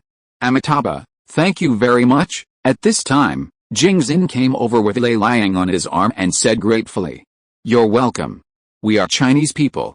It's only natural for us to help each other. Flame Horse, are you okay? Begongming also reacted at this time and came to the side of Flame Horse. Flame, thanks, Yu. If you have any problems in the future, you can come to me for help. Looking at the recovered Flame Horse, Begongming thanked him and introduced himself. Oh. By the way, my name is Begongming, and his Buddhist name is Jizin. Yeah, Yu nodded in response, then looked at Lei Liang and said apologetically, I'm sorry that your things were stolen. It doesn't matter. I should thank you. Although the Earth Stone was stolen, because of you, I also have enough time to record the information of the Earth Stone. Lei Liang waved his hand, with a little seriousness on his pale face. Thank you. Maybe you don't know what the information of the Earth Stone means. I can tell you clearly that these will be helpful to some national research. Alright, we know this is good for the national interest, but even if it's not, just because you're Chinese, we'll all help. Before Lei Lian could finish, Bi Gongming waved his hands impatiently. If there's nothing else, I'll take my blaze to the Pokemon Center first. Goodbye, then I'll leave first, bye. Yu hugged Pikachu and said hello to everyone. Amitabha, goodbye. If you are listening to this novel on a channel other than Fanfic World, it means it was downloaded and re-uploaded without effort. We warmly invite you to visit our channel, Fanfic World. There you will find the original version of this story and many other novels of various genres. We look forward to seeing you dive into a world of incredible novels. Chapter 69 Contacting Professor Oak. In an unnamed town, at the Pokemon Center. Miss Joy, how do I get to see Wing City from here? Yu, the now healed Pikachu perched on his shoulder, looked at Miss Joy, who was standing behind the information disc with a professional smile. If you want to go to see Wing City, just go through the forest outside and follow Route 147, Miss Joy said. Okay, I got it. Thank you, Miss Joy. Yu thanked him and was about to leave when, as if sensing something, he hurriedly pulled out a gleaming Pokemon egg from his ring. What's going on? Yu was a little confused by the scene before him. It didn't look like it was about to hatch. Pikachu, who had popped his head out from Yu's shoulder, shook his head. This is, Miss Joy, standing across from Yu, frowned slightly upon seeing this scene. She hurried out from the front desk. This situation means the little creature inside is about to come out, but it can't hatch stably. This is rare, and usually, as long as the trainer is taking good care of it, it won't happen. Yu was startled. What? Miss Joy scolded him harshly. Yu, how can you be a trainer? Forget it, I'll settle with you later. Almost all. Go prepare an incubation room. Without waiting for Yu to react, she took the Buzzbit Pokemon egg and left. Yu, realizing what was happening, hurried after him, but was quickly stopped by Almost all in front of a room filled with equipment. Please wait outside. I'll take care of the little creature inside. Miss Joy's voice rang out from the transmitter. Looking at the now lit treatment room, Yu sat down on a chair in the hallway with a sense of self-reproach, thinking back to Miss Joy's scolding. A complicated thought ran through his mind. Is he really a qualified trainer? I can't even take care of my own Pokemon, let alone the distant goal of becoming a Pokemon Master. Regional dividing line. Let's ignore the situation on Yu's side for now. Xiaoxiang Town is a small town located in a beautiful landscape. The people and Pokemon here live a life of working from sunrise to sunset. In a small Western-style building with an armored rhinoceros crawling in the yard, a battle is taking place at this moment. Little Aerobird, I told you not to wake me up in this way. A sleepy girl with a bow headband on her head, as if stimulated by something, rolled out of the bed and glared at the little Aerobird that flew over her head. Chirp, hate it. Stop right there, little falcon. Chirp, hey, where are you going now? Hearing the noise upstairs, Saki, still cooking, called upstairs. Serena, hurry downstairs, wash up and eat. You have your morning exercise with a Raiden later. And aren't you planning on getting a Pokemon from Professor Blatano? Okay, got it. Serena, somewhat disinterested, slumped down on the table as she listened to her mother's calls. But she quickly perked up, went to the window, and opened it. A few wisps of fresh morning breeze, tinged with the fragrance of the fields, blew through her hair, which was a little messy from waking up. Flocks of Pidgeots in the sky had already begun searching for food, and the Rattatas in the fields were also looking for any careless trainers. Seeing the peaceful scene of people and Pokemon living together, Serena couldn't help but stretch herself. Good morning, Ironclad Rhino, he greeted the Ironclad Rhino basking in the morning light in the yard. Ironclad, finally. I'll be able to travel with you soon. Serena turned and went back to her room to wash up, leaving only a few words of anticipation to herself, echoing faintly in the breeze. Area dividing line. Miss Joy, how's my Pokemon list? Is everything okay? Seeing Miss Joy walking out of the incubator, Yu quickly stood up, holding her shoulders, and asked nervously. Pika. Even Pikachu looked at Miss Joy with a worried look, waiting for her answer. Well, Miss Joy was still a little nervous when she saw Yu, and she deliberately stretched out the words. Yet, Yu didn't get angry. but nodded like a chicken pecking at rice, waiting for Miss Joy's answer with a little anxiety and expectation. After all, while he possessed impressive medical skills, as the saying goes, there's a sequence to each profession and a specialization to each field. Most of his abilities were applied to treating humans. As for the Pokémon, of course, they were left to the experts, the Miss Joys. Okay, enough teasing. The little one has hatched safely. You must treat it well from now on. Miss Joy's serious expression was endearing and charming. I understand.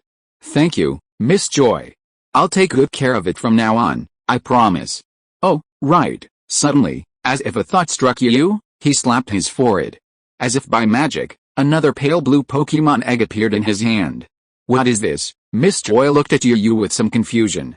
Miss Joy, could you please check on this Pokémon egg for me? Yu offered no further explanation, handing the Pokémon egg to Miss Joy, asking sincerely. Okay, leave it to me. Please wait here for a moment. Seeing Yu didn't say anything further, Miss Joy didn't hesitate to ask any more questions and returned to the incubator, carrying the Pokémon egg. Yes, thank you. Yu returned to his chair in the hallway with Pikachu. Glancing over, he spotted the communicator not far away. Before he could even get comfortable in his chair, he walked over with Pikachu. I don't think I've had a video call with Professor Oak since arriving here, he thought to himself, his hands working the communicator quickly. A moment later, the screen lit up. The first thing Yu saw was a bowl of bubbling noodles. Professor Oak, is your camera pointed wrong? And why are you eating instant noodles again? Oh, it's Yu and Pikachu. Long time no see. I was so engrossed in my experiment that I didn't notice the time.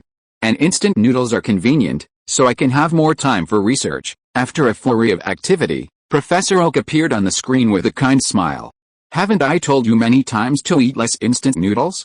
They're bad for your health, Yu said in a reproachful tone, then raised his eyebrows and jokingly said, if that doesn't work, you can go to Xiaozi's house for a free meal. Ah, that's so embarrassing. Professor Oak scratched his hair awkwardly, then his face turned serious. Yu, how dare you blame me? You've been in Kalos for so long and didn't contact me. I've been worrying about you all the time. Oh, didn't I contact you now? Yu knew he was in the wrong and smiled awkwardly. Okay, I forgive you. Professor Oak waved his hand generously. Chapter 70, New Partner. By the way, I wonder how many Pokémon you've captured so far, Professor Oak asked curiously. Can you show me? Yu nodded, pulled out all the Pokéballs from his possession, and threw them into the air. Come out. Blaze, Ditto, Gyarados, It's Blaze, the evolution of the common falcon, which is common in the Kalos region. Professor Oak nodded and muttered to himself. Suddenly, as if he had seen something, Professor Oak's usually calm face widened, his entire face pressed against the monitor. His usual wise scholar demeanor was gone, and instead he looked as excited as a hungry wolf seeing a lamb. Well, those are shiny Pokémon. And there are 2 of them. Yeah, Yu nodded, and pointed at Professor Oak on the screen with some embarrassment, and reminded, Professor Oak, stay calm, stay calm. Pay attention to your image as a famous scholar. At this time, Professor Oak also realized his own gaffe, and subconsciously wiped the non-existent saliva from the corner of his mouth. Yu, you're really lucky. Most people don't even see shiny Pokémon, but you managed to capture 2. Yeah, I feel pretty lucky too, but then again, you have way too few Pokémon. Not even enough for a team to compete in the Pokémon League. Yeah, what's wrong with you? You seem down, Professor Oak asked with concern. Did something happen to you? If you're having trouble, just tell us and we can help you. Look, Professor Oak, am I a bad Pokémon trainer? Yu briefly recounted what had just happened to Professor Oak, then spoke with a tone of self-blame. Yeah, I see. Professor Oak nodded, rubbing his chin in his hand, and looked at Yu, who was feeling somewhat remorseful. Professor Oak's face turned serious at first before he said, that's right. You're definitely not a good Pokémon trainer, as expected. Yu looked a little disheartened after hearing Professor Oak's words. But every trainer has to experience difficulties and setbacks, and then overcome and conquer them, in order to grow. Then Professor Oak's expression gradually relaxed again, returning to his original kind appearance, and he began to comfort. Listening to Professor Oak's caring and encouraging words, Yuyu's heart couldn't help but warm. I understand. Professor Oak, thank you. Yet, as long as you figure it out, Professor Oak nodded, and then as if he thought of something, he rubbed his hands. You already have 2 shiny Pokemon? Can you send one back for me to study? No way, don't even think about it. As if afraid of hurting Professor Oak by speaking too bluntly, Yu hurriedly explained, Professor Oak, it's not that I don't want to lend it to you for research, but I have too few Pokemon now. Sometimes it's difficult to choose Pokemon to compete in gym battles. So please understand, is that so? That can't be helped. Professor Oak expressed his understanding, and then reminded, then you have to capture more Pokemon so that I have a research goal. Yeah, Yu nodded. Well, I have something else to do here, so I'll hang up now. Professor Oak, it's the same old thing. Yu sighed helplessly as the communicator in front of him went black. Pikachu chimed in, agreeing. Pikachu, let's go. Let's go sit on the chairs and wait for Miss Joy's news. Yu took Pikachu back to the chair in the hallway. Looking at the red light on the door, Yu couldn't help but fall into deep thought. I always thought I was a little immature. I couldn't even take care of and protect my own Pokemon properly, so I always wanted to improve my strength so I could protect them. But it seems I was wrong. Pokemon are happy friends who share a common goal. They fight side by side and stand together. So from now on, both me and the Pokemon must work together to become stronger. Yu, the light above the incubator door dimmed, and Miss Joy pushed it open and walked out, looking at Yu, who was sitting in a chair in the hallway, lost in thought. Miss Joy, how are they? Seeing Miss Joy, Yu hurriedly stood up.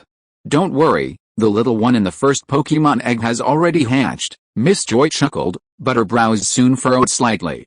As for the other Pokemon egg, the instruments show the Pokemon inside is healthy, but for some reason, the Pokemon that should have hatched long ago hasn't moved, as if it were dormant. Thank you, Miss Joy. Yu felt disappointed but not surprised.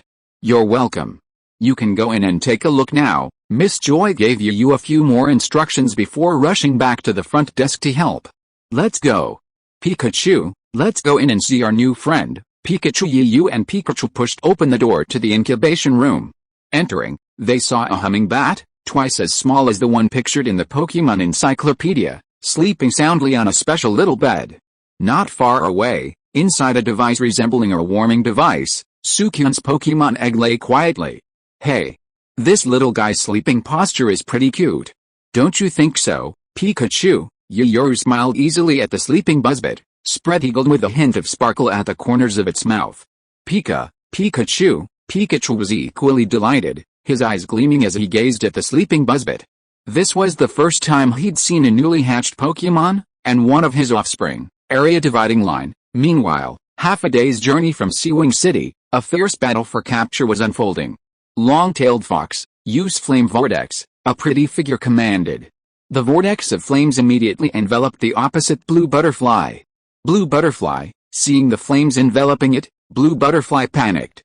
Like a headless fly, it began to flutter around, trying to break free. However, the pretty figure refused to give it a second chance and commanded with all her might, Long-tailed fox, give it a final blow with your flame spray. Before the blue butterfly could react, a thick jet of flame followed. The immense force of the flames ripped the blue butterfly out of the vortex of flames and slammed it into the tree behind it.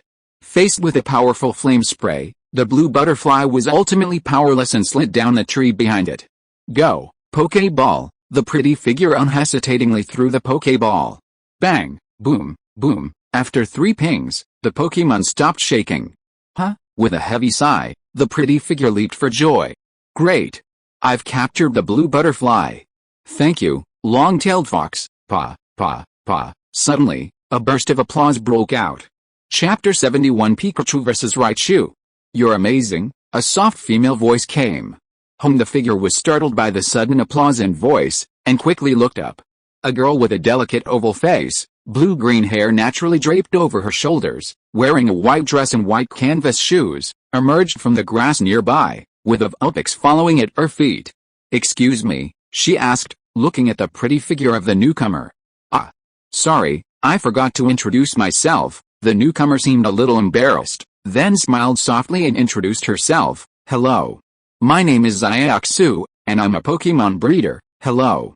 My name is Air, and I'm a Pokemon performer. This is my partner, the long-tailed firefox. Air also introduced herself. Yes, that pretty figure was Air, who had been separated from Yu for some time. After parting ways with Yu, Air had been heading straight for Siwing City. Today, while passing through a forest, she spotted a lone butterfly. Seeing it alone and remembering how few Pokemon she had, she decided to capture it, leading to the scene just now. Air, your battle just now was fantastic. There. That's all thanks to the long-tailed fox, Air said modestly. Excuse me, how do I get to Siwing City? Xiaoxia asked politely. Hey, aren't you from here? No, I came from the Kanto region to Kalos to be a breeder. I went to Siwing City because I heard a lot of Pokemon breeders gather there for academic exchanges. Xiaoxia explained her purpose, a blush spreading across her fair cheeks. She said sheepishly, it's just that while passing through this forest, I accidentally attracted a Beedrill, and I think I got lost. PFFT, Air couldn't help but chuckle at Xiaoxia's blush. That's perfect. I want Siwing City too, so let's go together. We'll have each other company, and we won't be too lonely on the road, okay? Thank you, Air, Xiaoxia happily accepted. You're welcome. Come back, Longtail Fox, thank you for your hard work. Air took out a Pokeball and took Longtail Fox back. Air, are you traveling alone? Xiaoxia asked without warning.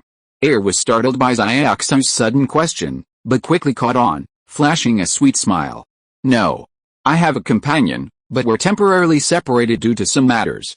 I went to Siwing City to wait for him and reunite with him. Timeline, the next day. After thanking Miss Joy with a buzzbat, Yu hurriedly set off again, eager to catch up with Air. As they reached a meadow some distance from the Pokemon Center, Yu's attention was immediately drawn to a scene not far away. Raichu, use 100,000 volts. Raichu, a nearby Raichu, upon hearing the command from an old man beside it, immediately unleashed 100,000 volts. Ascend, turn right, the old man continued. Hearing its master's command, the 100,000 volts Raichu, like an obedient lightning snake, struck forward. After moving horizontally for a distance, it suddenly stopped and struck upwards. At a critical point, it turned right again. The 100,000 volts were like Raichu's own hand, moving freely and effortlessly. Following the old man's command, the 100,000 volts flowed like a small fish swimming freely in the air. Wow, so impressive? Yu, watching from a distance, was stunned by this godlike operation and couldn't help but sigh in admiration. Pikachu, perched on Yu's shoulder, his eyes lit up with admiration. Perhaps sensing Yu and Pikachu's arrival, the old man gave the order. Alright, Raichu, it's time to finish. Send the 100,000 volts to the larger tree ahead. Raichu finally controlling the 100,000 volts, Raichu's eyes suddenly sharpened. The seemingly immense power of the 100,000 volts struck the tree designated by the old man. What followed was a scene that made Yu's pupils shrink. The immense force of the 100,000 volt bolt struck the tree, but instead of shattering it, the massive bolt was compressed into a sharp arrow, effortlessly piercing the tree's limb. Amazing, Yu exclaimed in admiration. While he had only a limited understanding of some aspects of Pokemon, as a martial artist, even a grandmaster, he knew the sheer difficulty of mastering a single skill to its fullest potential. Haha, thank you for the compliment. Excuse me, young man, the old man said cheerfully, hearing Yu's praise. Hello, old man. My name is Yu. I just saw your Raichu. Surprisingly, controlling 100,000 volts with such ease, Yu paused, hesitant, then spoke with a determined look. So I'd like to ask, old man, how do you do it? Oh. Haha, so that's why. The old man, far from angry, remained cheerful. I see you have a Pikachu on your shoulder too. I guess you're a kindred spirit, right? How about we have a battle? Your Pikachu, my Raichu, Pikachu. Before Yu could say anything, the Pikachu on his shoulder glared at the Raichu with a battle-filled look. Then I'll be grateful for your guidance. Go, Pikachu, Raichu, you go. Pikachu, 100,000 volts, Raichu, let's use 100,000 volts too. And just like that, the two 100,000 volts intertwined, and at the moment they intertwined, the 100,000 volts on both sides were annihilated. It's a close match. Your Pikachu is quite powerful, the old man's eyes lit up. But if that's all you're talking about, it's far from enough. Raichu, use Flash. Pikachu, let's use Flash too. Flashes after images were stretched out by the two Pokemon, and when faced with a larger and more powerful Raichu, Pikachu was unsurprisingly sent flying. Pikachu, use Electro Ball. Raichu, use 100,000 volts. Facing the incoming Electro Ball, Raichu's 100,000 volts weren't as thick as before. Instead, they compressed it and struck the Electro Ball like an arrow, piercing through everything. Chapter 72 Skill Compression. Bang! With a loud bang, the seemingly powerful electric ball was pierced directly by Raichu's 100,000 volt attack. What? You had thought he'd greatly overestimated Raichu's 100,000 volt attack, but the scene before him still startled him.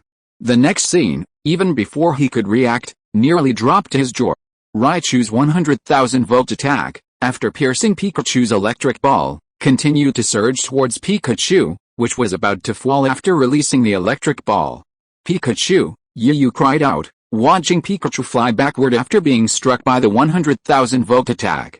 Without even caring whether the game was still going on, he immediately channeled his internal energy into his legs, performing a lightweight martial arts leap to catch Pikachu, and a voice floated down from above. I'm sorry, old man, but I surrender this match. Pikachu, are you okay? Yu asked nervously, looking at the Pikachu in his arms. Pikachu, held in Yu's arms, had recovered. Seeing Yu's worried gaze, Pikachu shook his head and chirped a few times to indicate he was fine. That's good, Yu let out a relieved smile. After Yu landed, the old man came up with Raichu. He looked at Pikachu in Yu's arms and asked with concern, Yu, how's Pikachu doing now? I'm so sorry. I apologize on behalf of Raichu. Usually, Raichu faces weak opponents, but this time, he finally encountered an opponent with equally powerful skills. He got a little overexcited and lost control of his power. Raichu following the old man, Raichu bowed to Yu and Pikachu, his voice tinged with self-blame. Ah. It's okay. Yu's mouth twitched after hearing the old man's words, and he looked at Raichu, who was filled with self-blame. Yu's heart softened. He squatted down, freed one hand, touched Raichu's head, sighed and comforted, Raichu, don't take it too seriously. Pikachu's behavior only means that it is not as skilled as others. Besides, Pikachu is very happy to fight against you. Don't you think so, Pikachu? Pikachu nodded his little head. At this moment, for some unknown reason, Yu and Pikachu both had an idea in their hearts, an idea to become stronger. Since we were defeated this time, we must become stronger until we defeat it. Becoming stronger is endless. Even if no one can defeat you, then challenge the powerful enemy of time and become stronger. With this thought in mind, Yu hugged Pikachu and looked at the old man, and said sincerely, Sir, please teach me how to let Pikachu control 100,000 volts as freely as your Raichu. Oh, okay, are young people nowadays so studious? Then this old man, will teach you. Perhaps moved by Yu, the old man touched the two small mustaches on his mouth and said generously, Thank you, Yu. You should know that concentrated power is often more powerful than dispersed power. The old man touched Raichu's head as he spoke, as if afraid that Yu didn't understand, and continued, In fact, I don't have much to teach you about the 100,000 volts trick. Your Pikachu is well trained, and the power of the skill is already comparable to Raichu. As for why the 100,000 volts became so powerful later, it's because Raichu used some little tricks. Do you want to know? Yes. Please tell me. Yu listened carefully, making plans to learn from each other's strengths and overcome his weaknesses. As I said before, concentrated power is more powerful than dispersed power. And my Raichu condensed the originally dispersed 100,000 volts into 1 point. Of course, this process did not happen overnight. Raichu and I have been practicing hard for a long time. The old man spoke carefully, and at the end he actually sighed. Yu nodded in sudden realization. Then I understand. Thank you for your advice, old man. Hey, don't call me old man all the time. The old man seemed a little helpless, then smiled and introduced, By the way, look at my memory. I haven't told you my name yet. I am the dean of a nearby electric Pokemon Academy, Shibata Tsunoyoshi. Then Mr. Shibata Tsunoyoshi, can I ask you some questions? Yu said thoughtfully. You're being ridiculous. Of course you can. According to what you just said, does that mean that every skill can compress the energy of the skill like Raichu? Of course, I'm talking about electric-type Pokemon. Shibata Tsunoyoshi was stunned, then shook his head and laughed. I know what you're thinking, little guy. I don't know about other types of Pokemon, but for electric-type Pokemon, I currently only dare to try the 100,000 volt skill. Why? Because the energy of electric skills is too strong, so if you're not careful when compressing the skill, it will cause a huge explosion in the air. Shibata Tsuneyoshi's face looked a little serious, then he grinned and said, of course there's another reason. Raichu and I have been practicing the compressed version of 100,000 volts for a long time, not to mention the others. Well, what if it's like this? As if he had vented, Yu's questions were like a machine gun, asking Shibata Tsuneyoshi non-stop. But Shibata Tsuneyoshi didn't feel impatient, and started chatting with him as if he had met a close friend. Pikachu, Pikachu, Lily. Watching the two chattering animatedly, Pikachu broke free from Yu's embrace and engaged in conversation with the equally bored Raichu. Anyone passing by at that moment would have witnessed this enchanting scene. Two trainers, one old and one young, engrossed in conversation, while a Pikachu and a Raichu, two Pokemon with a close relationship, also engaged in conversation and laughter. As the sun rose, time slipped quietly into this harmonious atmosphere. A sudden, strange sound, drawing everyone out of their trance. Following the source of the sound, Pikachu scratched his head, a little embarrassed, and called out to Yu a few times in grievance. Sorry, Pikachu. I was so engrossed in the conversation that I forgot the time. Yu, unable to bear Pikachu's gaze, hurriedly apologized. After all, he and Pikachu had only eaten a quick meal that morning in order to hurry, and the battle not long ago had also drained Pikachu of his energy. So, Pikachu is hungry. We were having so much fun chatting that we forgot about lunchtime. Shibata Tsuneyoshi smiled, then rubbed his stomach. But then again, I'm really hungry now. Are you thinking the same, Raichu? Raichu nodded and called out. Yu, how about this? I live not far from here, so why don't you come back with me for lunch? Shibata Tsuneyoshi invited. No, I won't bother you anymore. This place isn't far from the Pokemon Center, I'll just go there. Yu politely declined, then, as if afraid Shibata Tsuneyoshi would overthink things, added, besides, wasn't Pikachu injured in the battle just now? I can take it to Miss Joy for a checkup. Shibata Tsuneyoshi was about to invite him again, but seeing Yu's words, he gave up and gave Yu another hearty smile. Haha, it's nice chatting with you. Next time you're free, you must come to my place. We can continue our conversation then, and I can also let you see our school, of course. As long as you don't mind, I'll come and talk to you then. Yu also smiled. Pikachu, Thunder Chuchu on the grass, the two Pokemon held each other's hands. Chapter 73 Serena. The midday sun was stronger and more dazzling than the morning sun, scorching everything on Earth like a blazing fire. Perhaps for this reason, some grass-type Pokemon lazily sprawled on the ground, enjoying their so-called sun bath. Meanwhile, some water-type Pokemon, perhaps driven by the scorching sun, were willing to leave the cool, refreshing water. At the Pokemon Center, Miss Joy, accompanied by her Chansey, continued diligently at the front desk, serving the numerous trainers. Just then, the Pokemon Center's doors opened. A familiar figure caught Miss Joy's eye. Seeing Yu approaching, Miss Joy asked curiously, Yu, did you forget something, huh? Why do you ask? Yu, who had just arrived at the front desk with Pikachu, was taken aback by Miss Joy's question. Because, you got up so early in the morning, wasn't it to hurry and get to Hawaii City as soon as possible?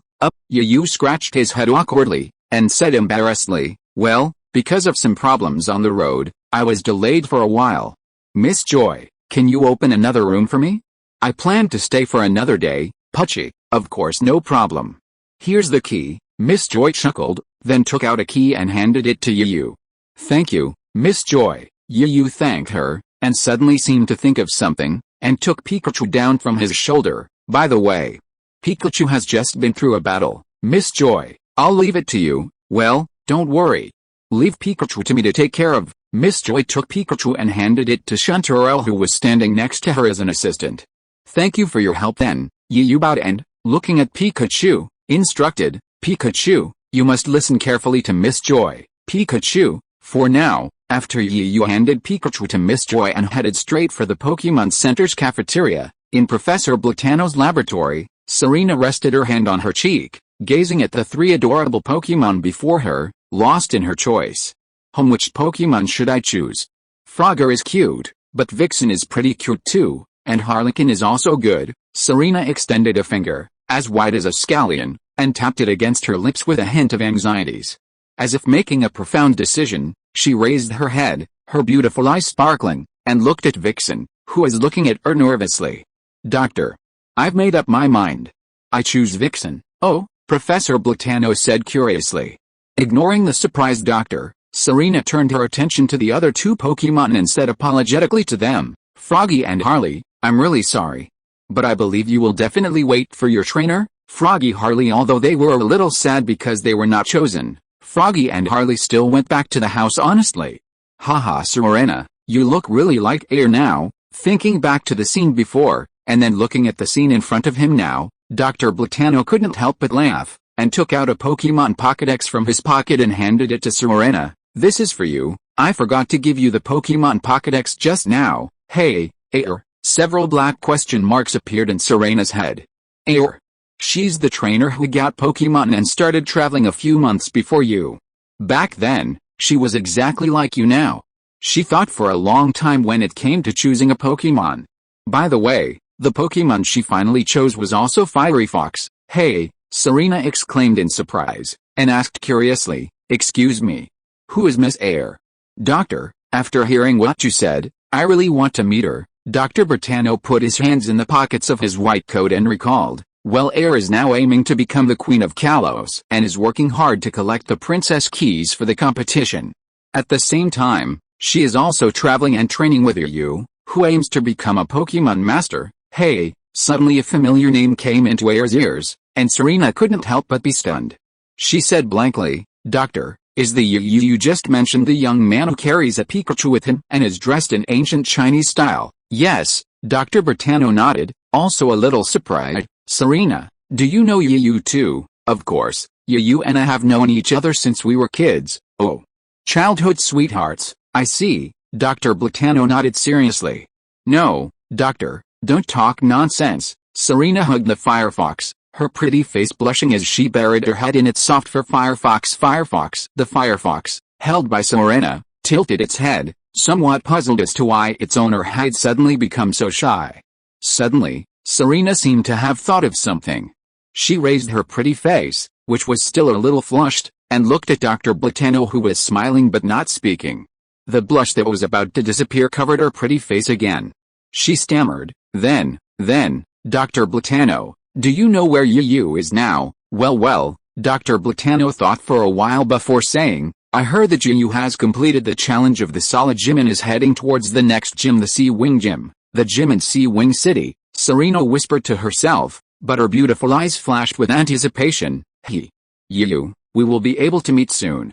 I really want to see your expression when you see me. Area dividing line. Time quickly came to the afternoon. After lunch, Yu immediately went to bring Pikachu back for the obsession with becoming stronger.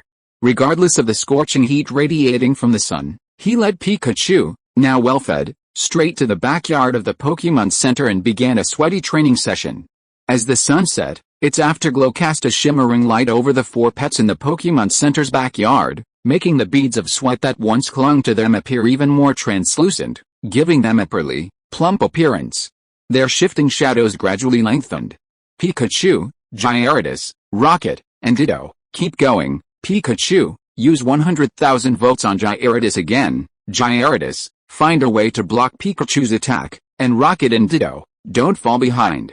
Carry the rocks and run 3 laps of the backyard. Pikachu, Gyarados, Rocket card captor, listening to the occasional stern or encouraging voices coming from the backyard, as well as the Pokemon's roars full of indomitable fighting spirit.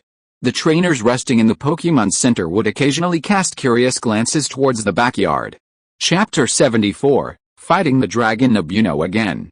Excellent. Pikachu, use Electric Ball next. Gyarados, use Dragon Tail to defend. Meanwhile, inside the Pokémon Center, a young man hurried in. Just as he was about to reach the front desk, he heard a familiar voice coming from the backyard. He suddenly stopped and listened carefully for a moment. Without even going back to the front desk, a flicker of excitement crossed his face as he hurried to the backyard. In the backyard of the Pokémon Center, Yu remained completely focused, oblivious to the passing of time. He kept a close eye on the action on the field, issuing commands to the Pokémon from time to time. Pikachu, use 100,000 volts on Gyarados for a ranged attack. Gyarados, you can't use ranged skills right now. You'll have to find a way to fight back with melee. Upon hearing the command, Pikachu immediately distanced himself from Gyarados and began to use 100,000 volts repeatedly. Gyarados, hearing the command, Gyarados roared, holding back the thought of unleashing a ranged attack. However, in those few breaths, before Gyarados could even consider using his skills, the powerful 100,000 volt attack struck him. Gyarados, don't rely on brute force.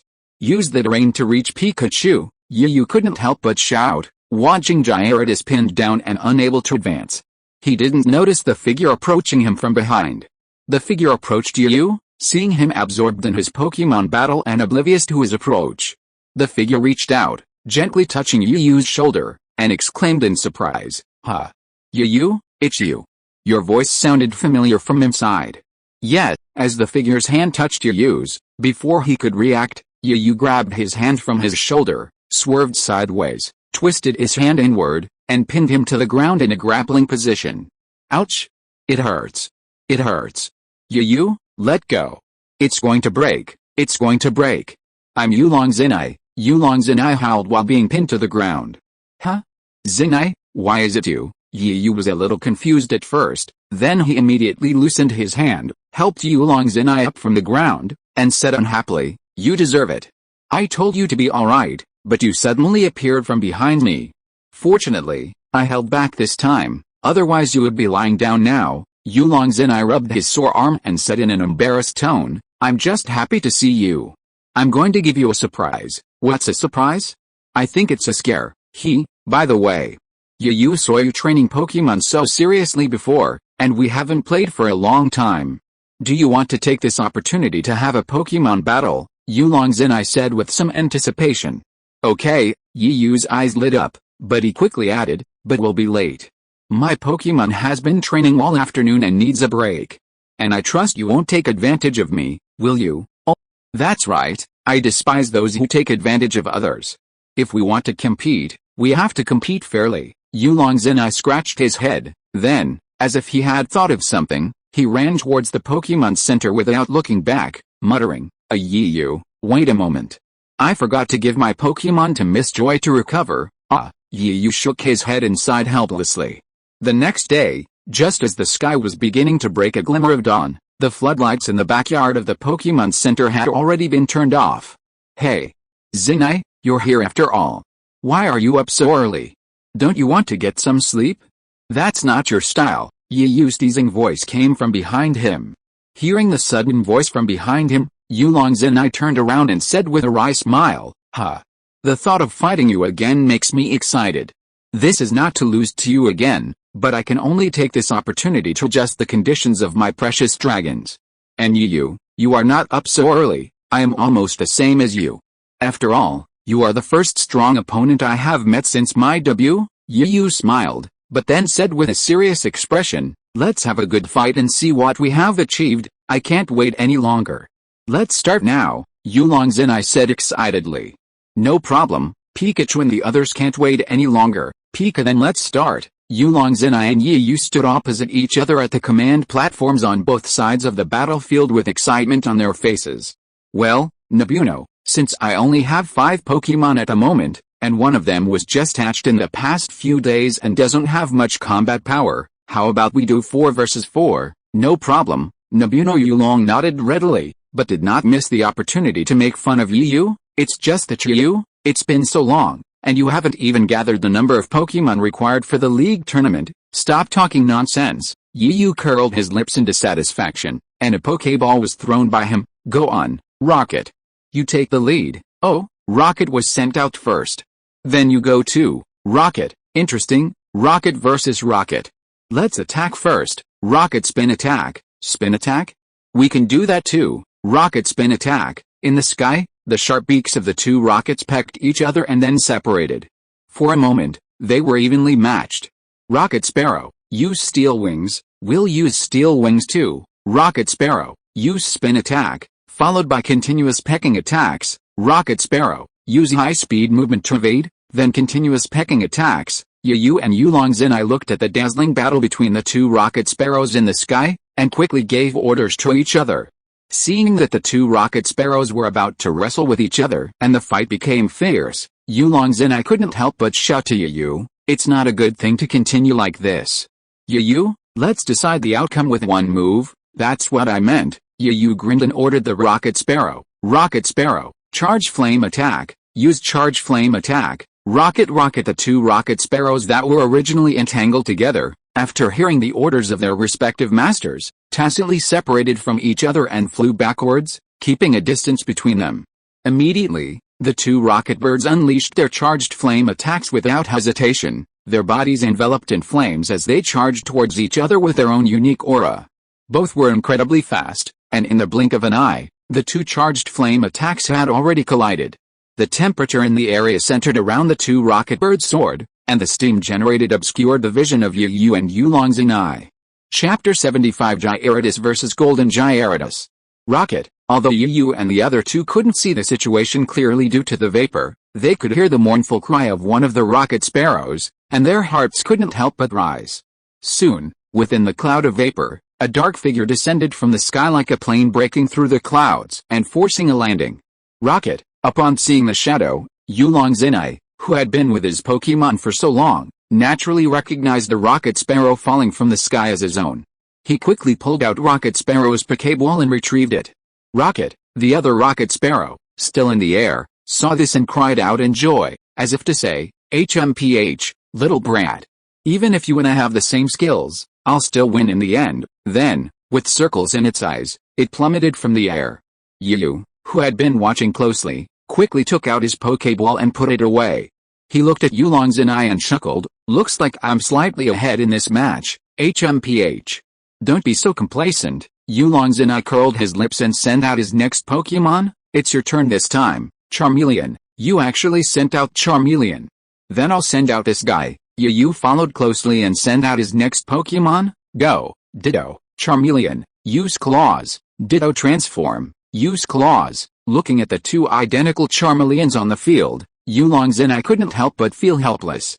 Would this match be the same as the last one? Without time to think, Yulong Zinai ordered, "Charmeleon, use flamethrower." "We'll use flamethrower too, damn it. Yu, can you please stop copying me all the time?" Looking at the stalemate on the bed, Yulong Zinai felt a little frantic. "Oh. There's nothing I can do about it. I don't have Charmeleon and I'm not familiar with its moves, so I can only learn from you." Yu scratched his head, not feeling embarrassed. "Charmeleon, use Iron Tail, but since you don't like me learning from you, then do as you wish." Yu's lips curled up. "Avoid it."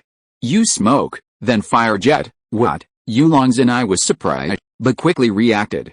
"Charmeleon, use Split on the Fire Jet, then charge through it." "Wow. There's such a thing," Yu hurriedly ordered.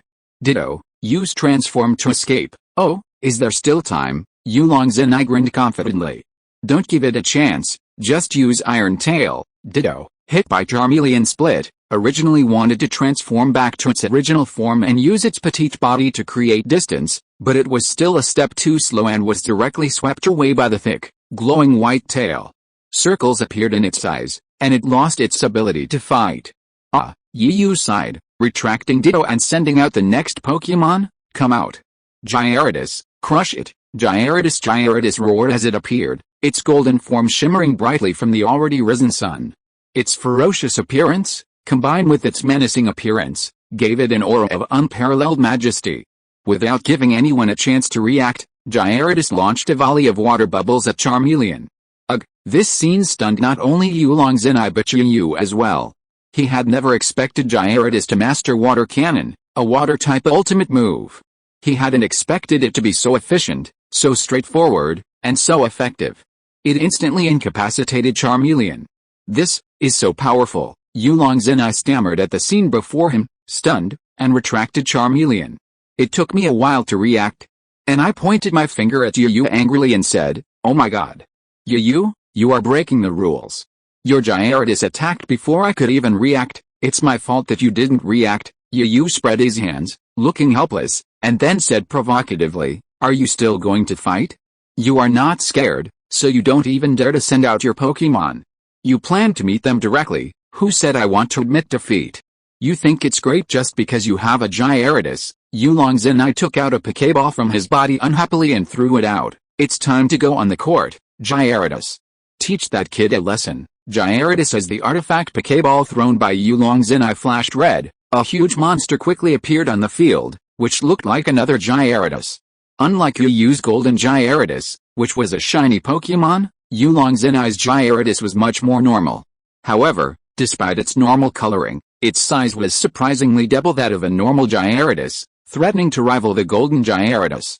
Perhaps because it was a shiny Pokemon, the golden Gyarados looked even more majestic in the early morning sunlight.